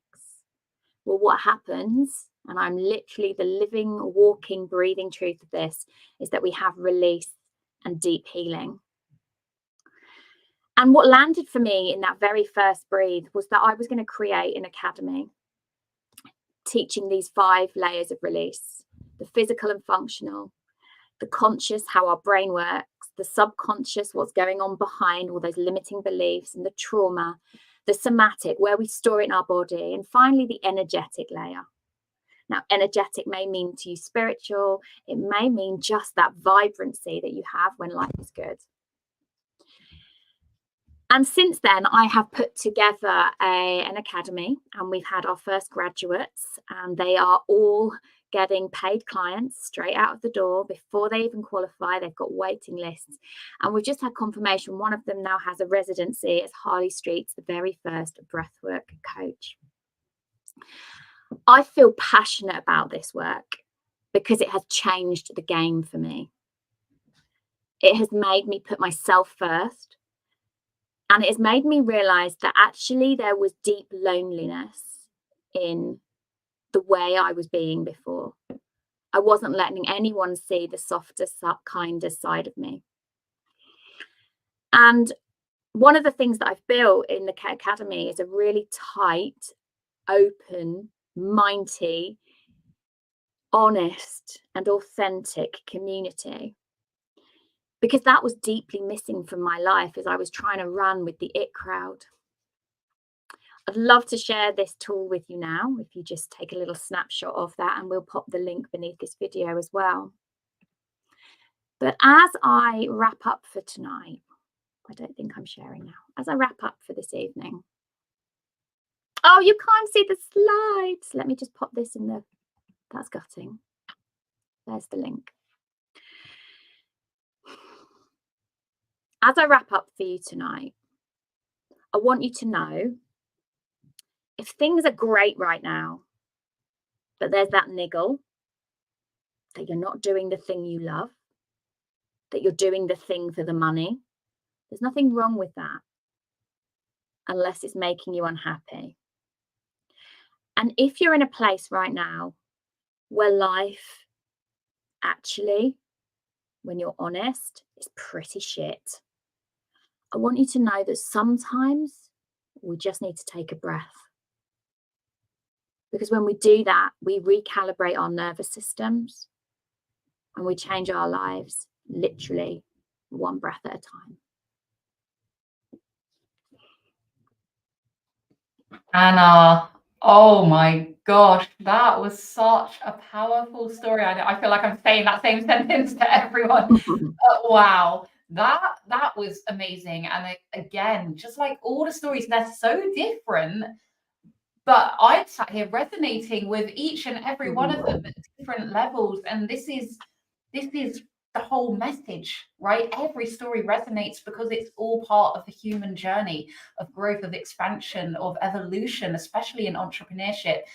Anna, breathwork sounds incredible. You've definitely got me ready to sign up for your academy. That sounds amazing. And there's so much support in the comments as well, with people resonating with your story, and also people who have found breathwork through the same situations. So beautiful share. Thank you so much for joining us. One more time, I know you're going to put it in the links, but where would be the best place for people to head out right now and get in your world? So I've just put the link to the toolkit in the comments. It's literally videos on exactly where you need to get started. It's aimed at coaches, healers and therapists, but even if you wanted to use it for yourself, it would work. Really foundational, safe breaths that literally will change the game for you. I'm actually about to go really hard and fast at growing my LinkedIn. So you can find me everywhere. Over the next 10 weeks, LinkedIn, I would love some support there. So I'm going to say LinkedIn, Anna Parker Naples. Amazing. Again, Anna will put all of those links in the chat in a moment. The slides are there. Go and use them. Anna, thank you so much for joining us today. You are welcome. Thank you for having me, and good luck with it all. You are most welcome. And now we move on to another incredible speaker. We still have 2 powerful talks to come. So let's bring her to the stage. And we are about to hear from the amazing Emma Gibbs NG. So Emma is a mindset and business coach for limitless leaders who are ready to scale their business to 50K plus months the unconventional way, helping you to defy the odds, go against the grain, and unleash the rebel within. Emma, I love all of that intro. Oh my gosh, Claire, honestly, I'm so excited that I've actually put founder of you, and it's not put my whole thing there, so I'll need to make amendments there. But oh my gosh, this is just insane. I've been watching backstage with all of the speakers, and the fact that I'm a part of this incredible summit is just amazing. So I'm so excited. Emma, take away the floor. Thank you so much. Hi, everybody. Honestly, when I was looking at putting together this talk for today, I had so many different ideas that were coming up and coming through for me. And it wasn't until literally just a few days ago, I was sat out in the garden and I had this strong pull to actually share something with you guys that I have never really shared in full detail with anybody other than my very close friends and my family. And as I was making notes, I had all of the signs, the white butterflies, the dragonflies, all coming around me, and it just felt so right. And so I'm really excited / slightly nervous to share what I'm going to share with you today, because it can be seen as a little bit of a triggering subject, because I'm going to be talking about my fertility journey and the lessons that I have learned in that intense 9 years, and the profound impact that that has had on my life and on my business, because there are so many synchronicities between what happened throughout that journey and what we experience in business and in life in general. And I think, you know, whenever we start anything new, whether it be starting to try for a family or starting to run a new business or to launch something incredible like this summit, the excitement is real right at the start. It can feel very easy. You feel unstoppable. You feel unshakable. There is no pressure. There is no expectation. There is this beautiful naivety that kind of surrounds you, and you just kind of go with the flow, and you do what you're called to do, and you do what feels right, and momentum starts to build.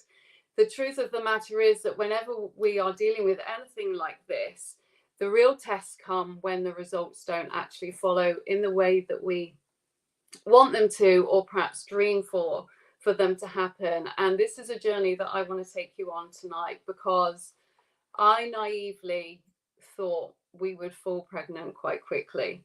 It was something that both me and my husband had wanted for a long time, and the time felt right. We just got married, and so we went on our journey to conceive our baby. And so we did all the things that we knew we needed to do, the obvious things that we knew that we needed to do. And as I said at the start, it felt exciting. It was like, ooh, this wave of possibility every month. Could this be the month? Could this be the month? And as the months went by, things weren't progressing in the way that we wanted them to. And naturally, you start to question what you're doing wrong, what's happening, why is it not happening? You start doubting yourself. You start looking at what other people are doing. You start seeing that there's a lot of people are getting the results, falling pregnant, having the things that you want. And you naturally start to make it very personal about you. And again, this is really very true in life and in business. You know, when things aren't going the way that we want them to, we start to explore and look around us and see what's going on, and start to shift out of our lane and start to make things mean things about ourselves. And as natural humans, we actually then start to look at what can we do more of? What can we start to add in? What are we missing? We must be missing something. And both my husband and I were like, we're obviously missing something. We're doing something wrong. We need to add some more things to whatever it is we're doing. Obviously, we were doing the obvious things, but we then looked to start to add acupuncture, supplements, you know, making adjustments, not exercise, like tweaking exercising. My husband was reducing caffeine. We were looking at what else we needed to do. And again, I see this so much in the work that I do with my clients, is that when things aren't going the way that we want it, our natural default setting is to do more. What else can we add? What are we missing? What do we need to bring in? And so we naturally started to go down that route. And as the months turned into more months, and more months turned into more months, and more people started to form opinions and wanted to give us advice on what had worked for them, what hadn't worked for them, what we were doing wrong, what we weren't doing right, all of these things. I was told I was exercising too much, not enough, that I was eating not enough food, I was eating too much, that nail varnish was the reason why, that I was wearing high heels and that was affecting it. And everyone was trying to find a reason as to why we weren't falling pregnant. And so naturally, when anything isn't going the way that we want it to go, whether it's in business, whether it's in fertility, whether it's in life, we start to question ourselves, like, there has to be something that we're missing. There has to be something that we're doing wrong. Started to blame myself. I have a past of trauma and abuse, and there was for many a year where I punished my body. I thought sex was dirty. And I thought in some capacity I was being punished for all of these thoughts that I had off the back of my experience with my own trauma. And naturally, every month we then started focusing on what wasn't working. Every month we were focusing on the fact we hadn't fallen pregnant. The conversations that we had with each other and with others was all around the fact that we hadn't got what we wanted. And so we were very much focusing on the outcomes that we didn't want rather than the outcomes that we did. And again, I see this so much when we're working towards our next level in our business, when we're looking to really transform and to grow. When things are slower, when we are going through dips, we start to move our focus away from the mission, from the goal, from the desire, from what we're here to do. And we start to focus on what's not working. And I'm very much a believer that energy follows thought, and you get what you pay attention on. And so the more that I was focusing on not falling pregnant, the more evidence I had around me to support the fact that I wasn't falling pregnant. And I started to stop having fun. I started to take everything so seriously. I started to lose parts of myself. As a partnership, we started to lose parts of who we were, what made us work, what made us who we are. And we started to question ourselves. And maybe you guys can relate to this. Maybe this is something that you've experienced, whether it be through a personal journey or through that of business, where you are trying so hard to do the things that you want to do, and it's just not going in the way that you want it to. And you start to question yourself, you start to turn on yourself, you start to not support yourself and see yourself in a different light. And after 18 months of this cycle, we eventually fell pregnant, and it felt euphoric. It was insane. It was amazing. We were on holiday. I just knew it was the most beautiful 2 weeks of our life. We were in our bubble. We just felt invincible that we'd done it. We'd hit it. We were like, there, this is it. We're good to go. Everything is coming together. And then unfortunately, we got back home from our holiday. We had told our families that we were pregnant. We couldn't keep it in, that we were so excited. And then I started bleeding. And then the realization of the fact that maybe this wasn't going to end in a pregnancy. And I feel emotional now, which is whew. But when you want something so badly and it gets taken from you, you just feel so helpless. And I remember going for a scan and being told that there was no heartbeat. And I was like, no, it's just asleep. Just keep trying, because you just get so desperate and you get so desperate. And the long story short was that unfortunately we lost that baby. And from that, we then started a new journey because we had conceived. We were no longer eligible for any support in helping us to fall pregnant. We felt very much on our own, and we really kind of clubbed together as a unit to really start to explore what we could do to help ourselves. When there was nothing else that was working around us, we really pulled to work together to really start to bring this dream to life. We were not going to let this dream go. But the truth of the matter was, it was hard. Every month it just felt like it was getting harder and harder and harder. And even, there was still that tiny minute part of me that knew that I was always going to fall pregnant, though it was getting less and less each month. And we can find that when we're working towards something that we hold so dearly and we're so passionate about, that when we are up against challenges, when we are up against obstacles, it can feel so personal and so attacking and raw. And I lost myself massively. We both did. And 6 months on from our miscarriages, we were still in the rotations of doing everything that we needed to do, kept focusing on the fact that we hadn't fallen pregnant. The dream was disappearing until I hit rock bottom. And I'd reached a point where I was at my parents' house and I did not know who I was anymore. My period had arrived again. I was like, I just can't do this anymore. I couldn't take the pressure. It felt too much. I felt like me and my husband were just a a shell of who we were as a couple. And so we made a promise to ourselves to stop any of the extras, to strip away all of the extras that we had been doing. We'd been piling on so much stuff, adding little bits more for us to do on top of what we were already doing, the inevitable stuff, the important stuff. We were adding so many other things in to make it right that we'd been advised to do. And so we took everyone's advice and tried everything. And in that moment of hitting rock bottom, we were like, no, we need to just actually go back to being us, to just go back to being Em and Jono in love, wanting to start a family, being just who we were, finding ourselves again. And in that month, we literally stopped everything. I stopped the acupuncture, the supplements, the all of the other bits that we were doing, and my husband did, apart from the obvious thing that isn't required for when we are trying to fall pregnant. And in that month, I just remember us going back to, and we didn't know it at the time, and we now know why, look, the power of what it is that we did. But in that moment, we just decided to have fun. And instead of focusing on what wasn't working, we decided to remind ourselves of what it was that we were actually wanting to achieve. We wanted to fall pregnant. And so every night we would be in the kitchen together, cooking dinner together, and we would talk as if I had fallen pregnant.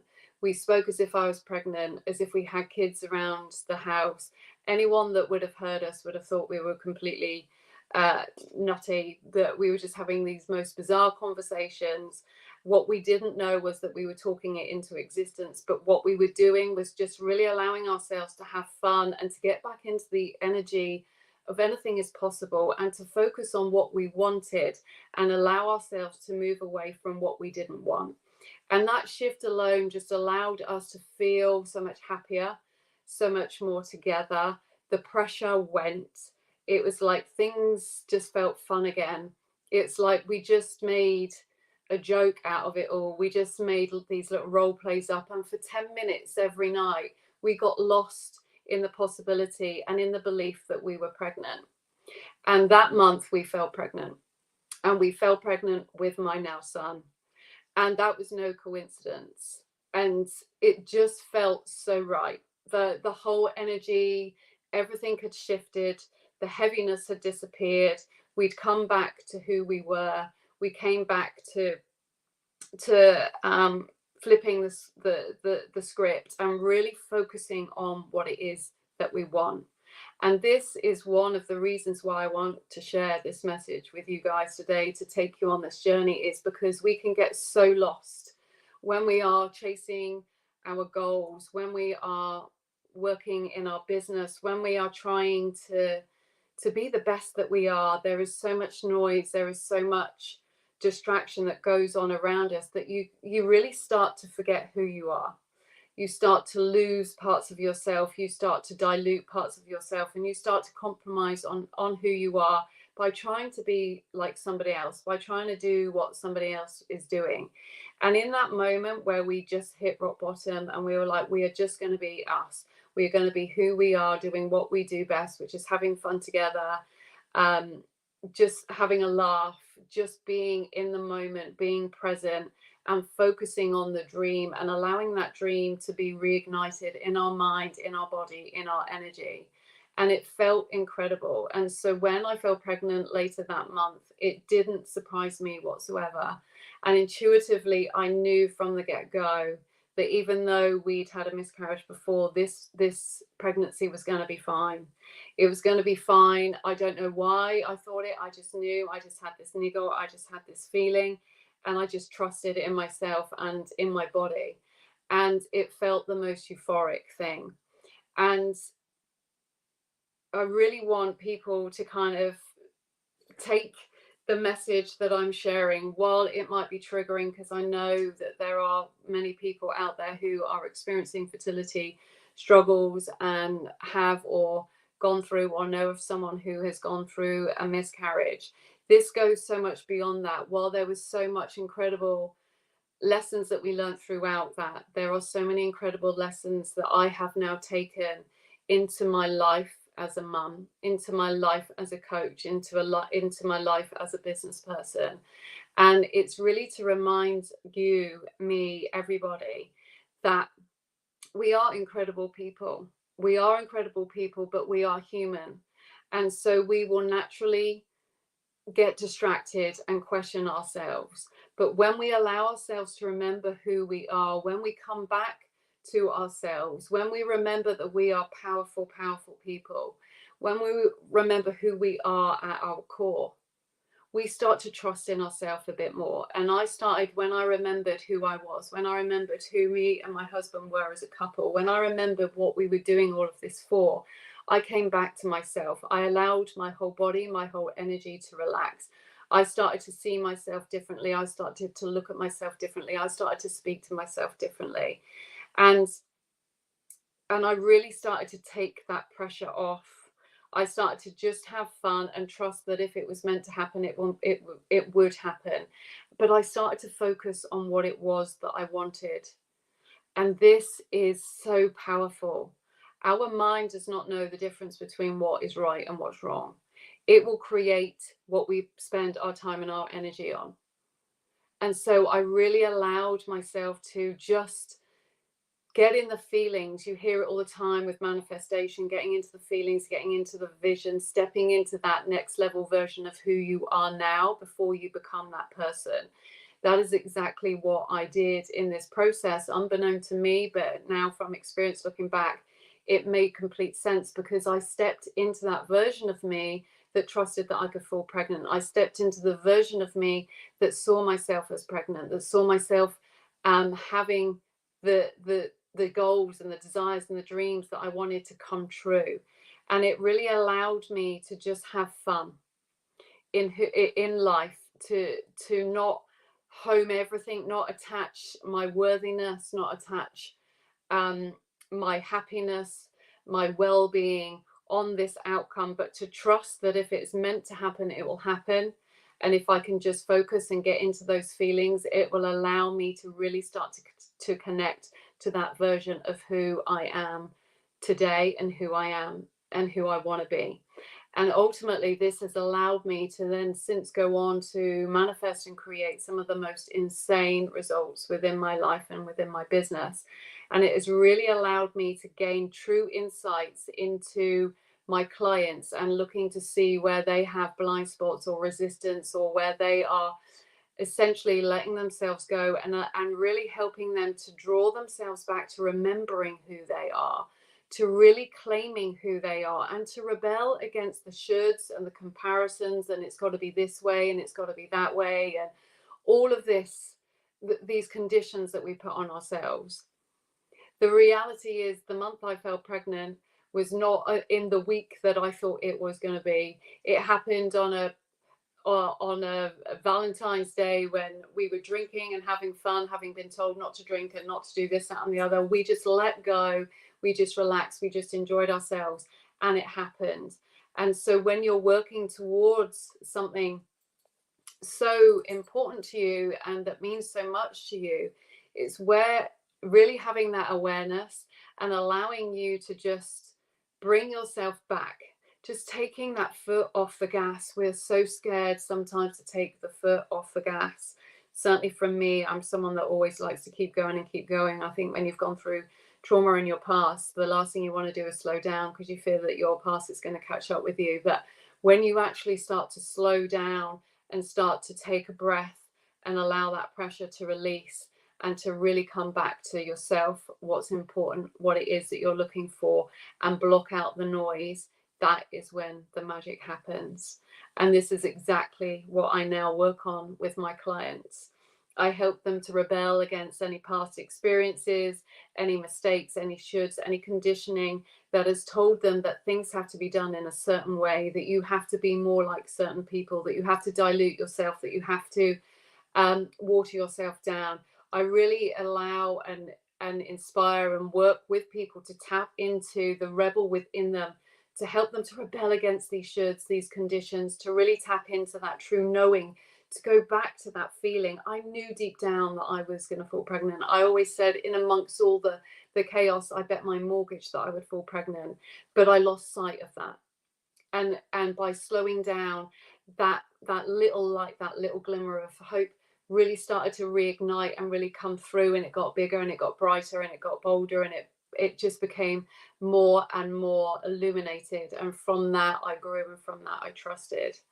And so from now, I now use that experience, this lifelong experience, to just ground myself, to remind myself that when things aren't working out in the way that I want them to, that actually there is so much going on behind the scenes. And I check in to see, am I focusing on the outcomes that I want?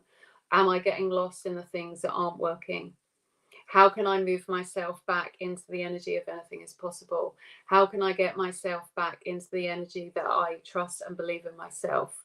And this is why I work on helping people to detox their mind shit, to allow themselves to get out of their heads, to get out of the conditioning, to get out of the fear, the worry, the doubt, and to fully trust and embody who they are, step into their power, and to go on and create incredible things by just being them, by not adding in the extras, not adding in all of the this, that, and the other, what Tom, Dick, and Harry is doing, and just simply staying in your lane, doing what intuitively feels right for you, focusing on the outcomes that you want, having fun along the way, because there is no better, no more potent energy than having fun and being in that high vibe. Because when you're in that energy of possibility, you are open to so much coming in. You are feeling strong, you're feeling confident, that you just move with this different aura, this different energy, and it just allows you to attract in what it is that you want to achieve. And so,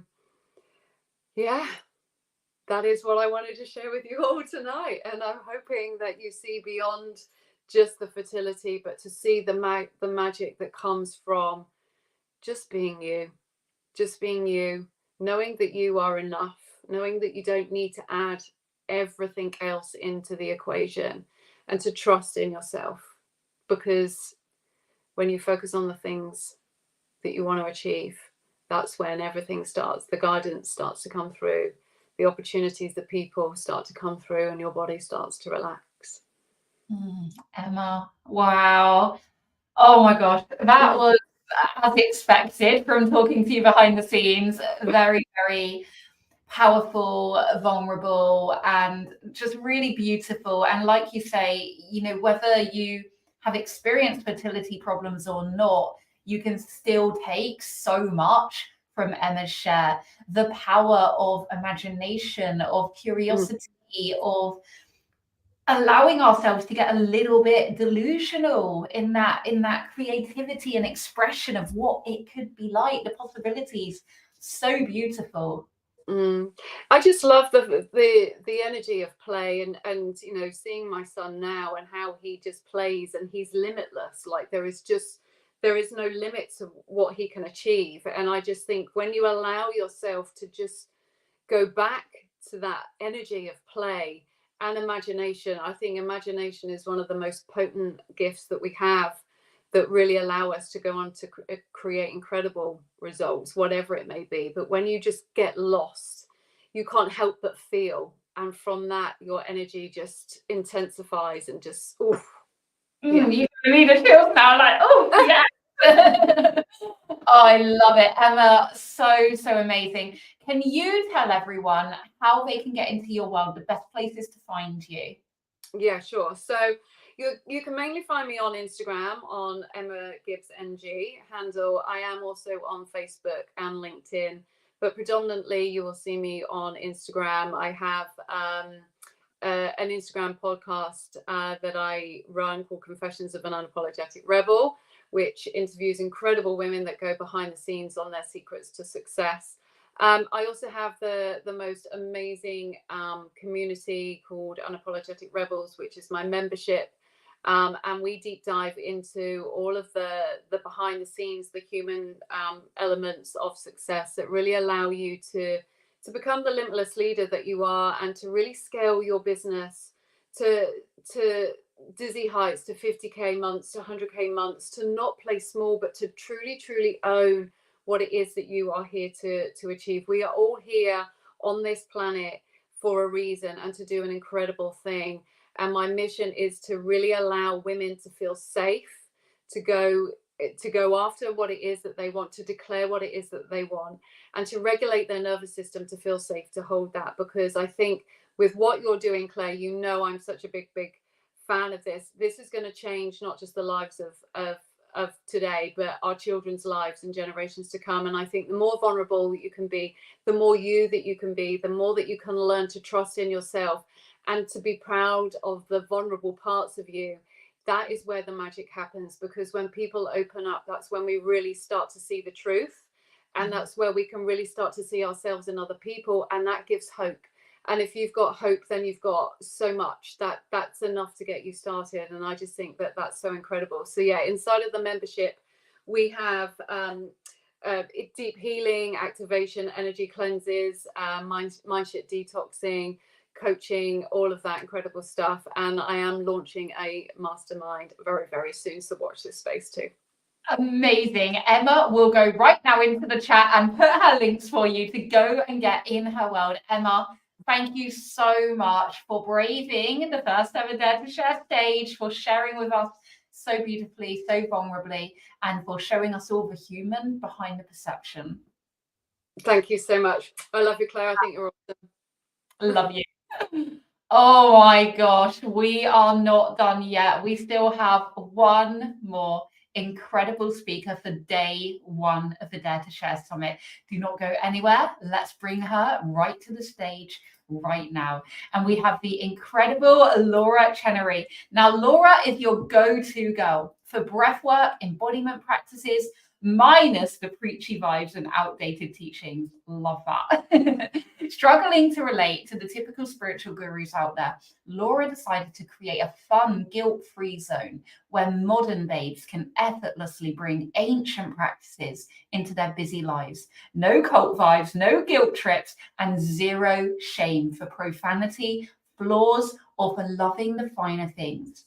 With Laura's playful, honest, and down-to-earth approach to spirituality, you'll discover how to step into your most confident, unapologetic self and design the chic, balanced lifestyle you daydream of while scrolling. Are you ready to transform your life from the inside out? Because Laura has got you. And Laura, I'm going to give you the stage. Not like that, I'm not. Now I'm going to give you the stage. Hello. Welcome to Laura's TED Talk. I want you to just take a really deep breath in, because you need to brace yourself, okay? So big deep breath in through the nose. Big exhale, release, just to process all of the incredible stories that you've heard up until this point. I have no script. I have no notes. I'm just going to really let this pour out, because it's just an honor to be here, to be part of this process. And because I really do feel like as we go through our lives and we wander around doing our tasks and we meet new people, and you know, everybody that we see in our lives on a day-to-day basis has walked their own path. And there's an intimacy to people that we don't know. There's a vulnerability to people that we don't see. And I just feel like this experience is so incredible that you get to lift the curtain and peek behind the scenes at everybody's truth. I don't think that there is a bigger gift that we can give to the world than to not just share our truth, but to really own it. So let's get into this conversation. With my story, there's so many parts of this that I could share, but the thing that I feel the most called to share is where the personal development world, for me personally, became quite toxic, and the path that I was led to take. Because if I look at my life today, the thing that I'm most proud of that could just bring me to tears in the most profound way of gratitude, and to know in many ways that it's just pure grace. It's just a blessing, and it's my relationship with my family, my relationship with my husband, and my relationship with my children, and above all else, my relationship with myself. Because growing up, it wasn't like that for me. Like I wasn't great with relationships, wasn't great with conversations. I was an over talker. I was very loud, too much, some might say. And, when I look back to the path that I've walked in my life, it's really quite extraordinary, because my beginning was really in an environment where I had a single parent, and I watched her struggle in many ways. I watched her struggle to put food on the table. I watched her struggle to raise 2 young children by herself. I watched the guilt and the shame, and I witnessed her being mistreated in many ways by men. And I guess that you might say that that really impacted my relationship with money, really impacted my relationship in romance and love. But I always dared to dream. And I always thought to myself, just imagine if things could be different one day. And I was a real daydreamer, and I was a rebel, and I was a daredevil. And whatever came my way in my life, I was never ever a victim. If you can think of some of the worst things that could happen to a human being, I've probably been through it. And what I have to say about this is that there is so much wisdom in our mess. There is so much medicine, and I believe that you can choose to grow through everything and let it build you into the incredible human being that you get to become when you choose. For me, I guess you could say that I closed off in a lot of ways from emotions, because there was so much depth to my past. There was a lot of hardship. And I guess with the closing off emotionally, that led to an inability to have healthy relationships, an inability to manage money in a way that served me. And, for me, honestly, like, I was diagnosed with a health condition when I was in my early 20s. After a series of toxic relationships, I wasn't interested in meeting anybody. I wasn't looking for anybody. I had a painful loss of my first love was killed just after 2 weeks after my 21st birthday. And I guess at that point, I was like, I am done. I am done with this whole love thing. I'm done with this whole fantasy thing. Just going to do me. I'm just going to do me. And at the time, I had this is wild, but this is true story. I'd just woken up in a hospital bed. The lights were so bright, and I didn't know where I was. I didn't know what time of day it was. And I woke up to find out that I'd been for a night out with my friends, and I had taken an overdose. And I didn't know how many tablets I'd taken, apparently a lot. And I was just laying there in this bed, and my mum was beside me. She was absolutely beside herself. She was just sobbing uncontrollably. And the doctor came in, and my mum said, is Laura going to be okay? And he said, I really don't know. We're waiting for the test results to come back. We need to see how far these drugs have gone into her system. My frame was skeletal. I was so small. I just stopped eating. I just gave up on myself. I gave up on just life, I guess. I was just emotionally numb. So it turned out I drank a whole bottle of vodka, thought it was a good idea.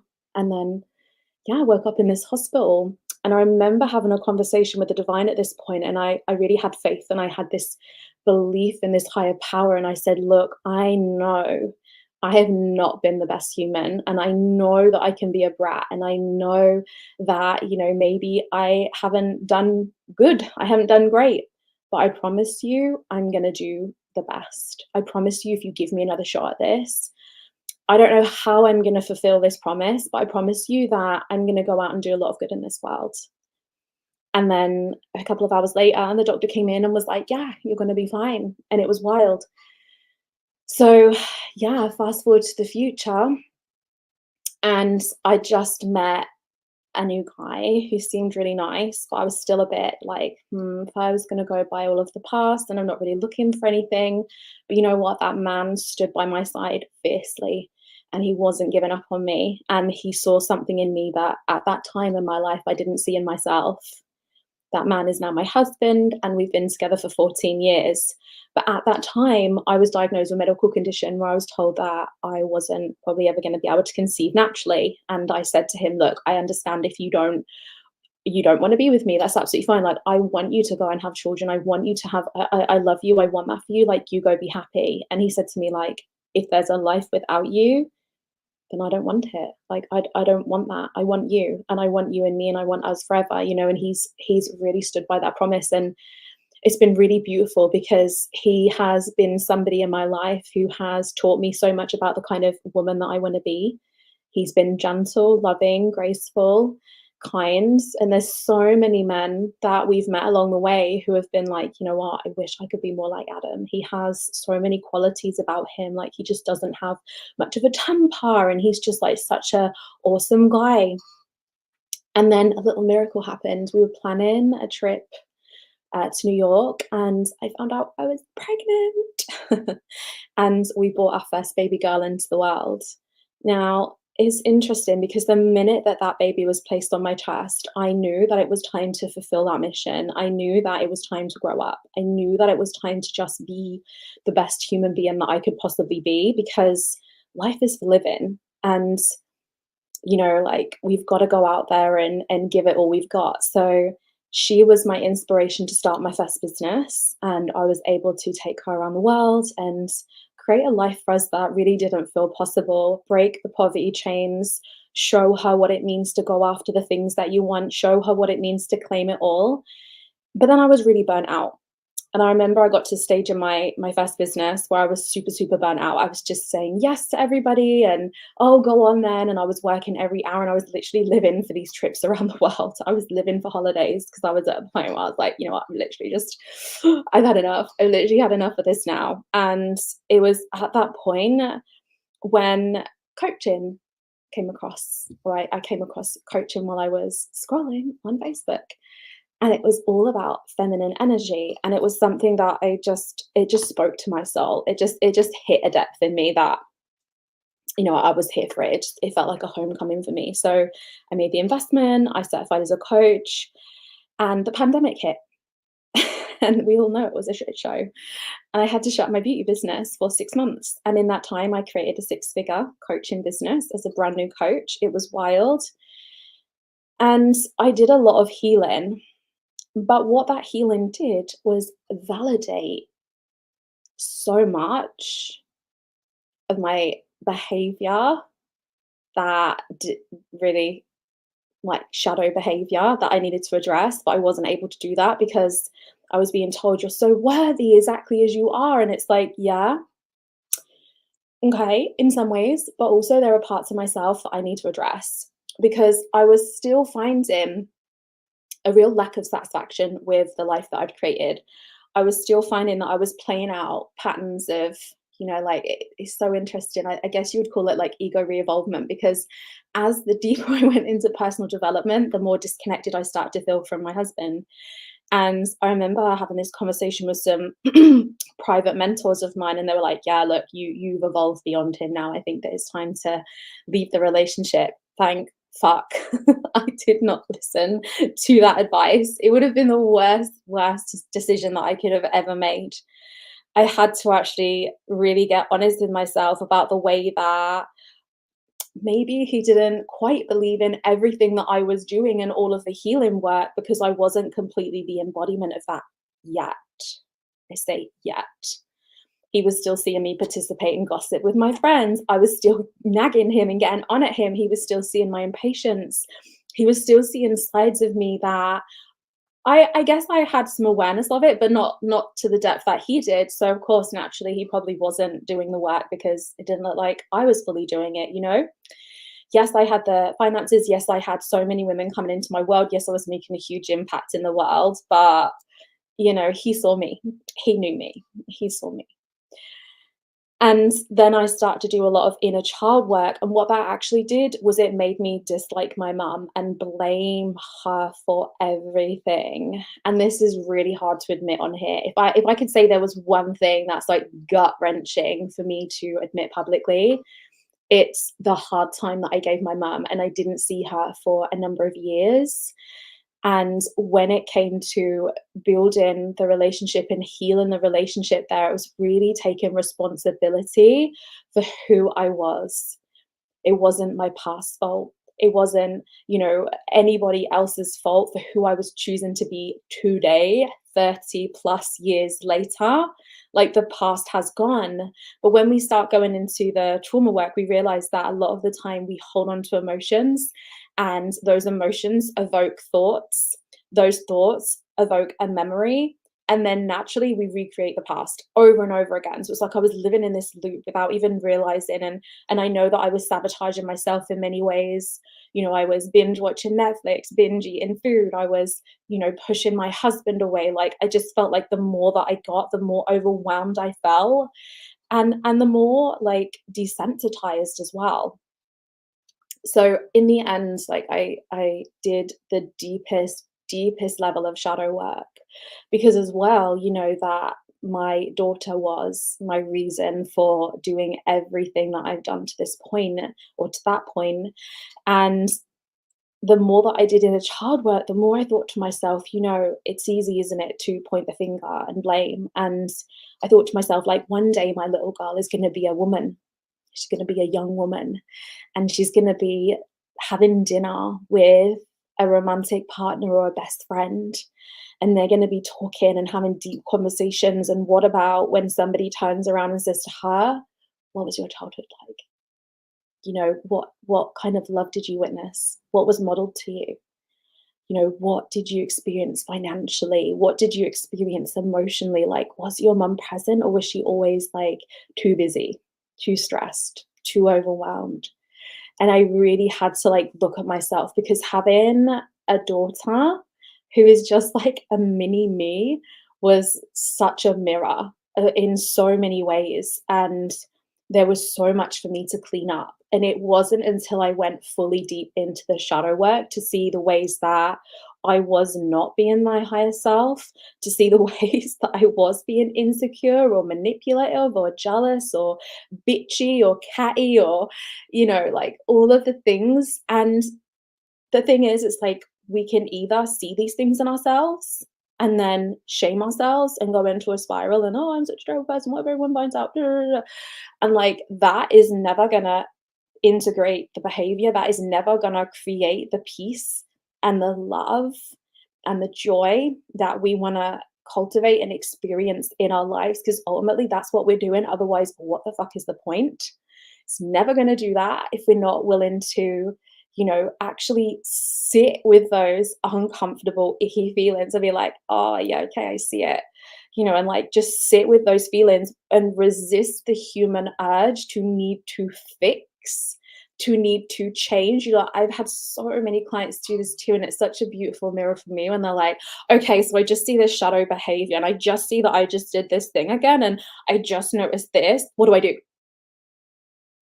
And I say to them, nothing. And they're like, oh, like I need to do something. I need to go and clear. I need to go and process. I need to go. It's like, yeah, but can you just sit with it? Can you just hold yourself in that?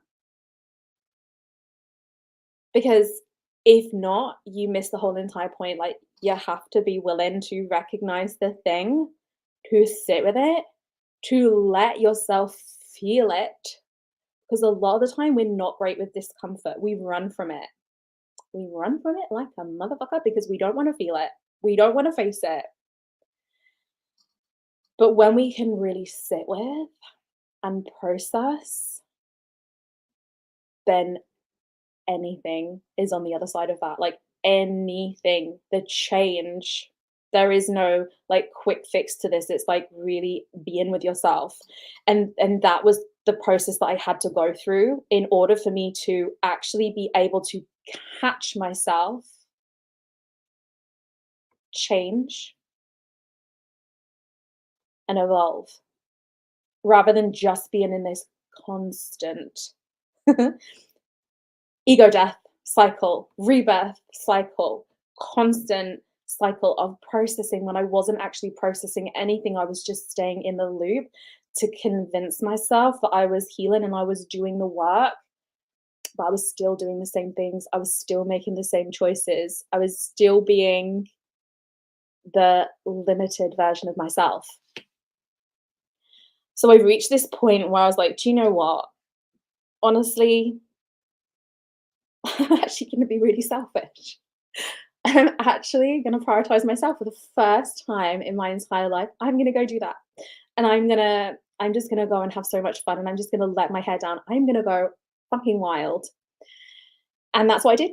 I closed the business temporarily for about a year. And I did shadow work at the deepest level. I invested in myself at the deepest level. I really repaired the relationship with my mum. I strengthened the relationship with my husband. And I also became a mother that I'm so proud of.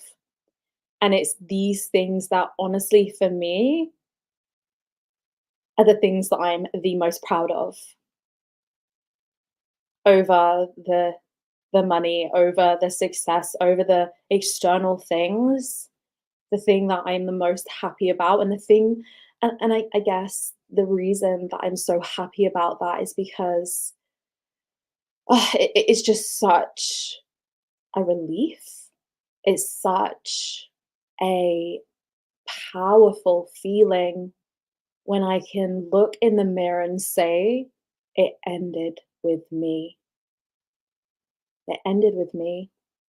And I carried it for a while. And it was heavy. But I let it go. I reached that place where I let it go. And I broke the cycle. And I proved to the little girl who used to sit in her bedroom and listen to Michael Jackson and the Spice Girls and make little songs and just be wild and free and daydream about someday what it would be like in her future, the type of man that she would want to marry, the children that she would have, the lifestyle that she would have, that she would own her own home, that she'd be a bad bitch and one day she'd have a business and she'd conquer the world. But back then it was just a fantasy. And today I look around and it's my life. And it's just the most sensational feeling to know that we have the power to choose. We have the choice. And yes, creating the life you want, it's not easy. But there will be blood, sweat, and tears, yes. But it has a ripple effect. And this is how I want to end this conversation. You may or may not have seen this, but there was a reel on Instagram and it really hit me to my core. And it took everything that I've done to a whole nother level. And that was 100 years from now, somebody else will be living in your home. Your car will probably be scrapped. Nobody will know who you are. There might not even be a gravestone. You will not exist. And that really, really touched my soul. And I sat with that. And I really sat with that. And I thought, well, physically, okay, maybe. But what is that ripple effect? What is that legacy? What is that change that gets to exist? The revolution that gets ignited simply because you exist, simply because you chose something new. Because you have the courage to go through everything that you went through in your life and to look at yourself and to look at your life and say, actually, you know what? This isn't it. This isn't it. This is not who you are. Remember. Remember. And decide. Deciding is the first step. Then you got to put the work in, honey. You got to put the work in, but I tell you what, nothing feels as good as the woman that you become. People will speak to what you can achieve, and you absolutely can achieve and have it all. But the part that a lot of people don't speak to, because a lot of people aren't there yet, is that where a lot of personal development work focuses only on the light, in which case we end up filling our lives with people that are familiar, making smaller moves, comfortable moves, because we don't know the parts of us that might get exposed if we're in a different space, if we're making different moves. What really changes everything is when you're willing to meet with your darkness and merge the two together. As above, so below. As within, so without. I'm going to take another deep breath. That was so fun. And that's the end of my TED Talk. Oh my gosh, Laura, that was so beautiful. I felt like I was kind of being read a bedtime story in the most epic way. It was really, really lovely. Now, I know we have had some tech issues, so people haven't been able to join live, but everyone will have a recording of this, so don't worry, you can still get access to Laura's world. All of the links will be in the chat that you will have access to. Laura, I mean, where do I even begin with that? Just so deeply. There was one thing that I wrote down actually, that was when you were talking about, having your first child, and that was your, I don't know if you said your wake up call, but that for me is what kind of landed. It was like, okay, it's time to get serious, right? Like it's time to grow up and to really kind of put on our big girl pants and start being who we want to be. And that just really landed with me so much. I do want to ask you, can you please share with everyone how they can get into your world, the places that you like to hang out, and just all of the goodness, so everyone who's just watched you now can hop right on over and come and immerse in the land of Laura?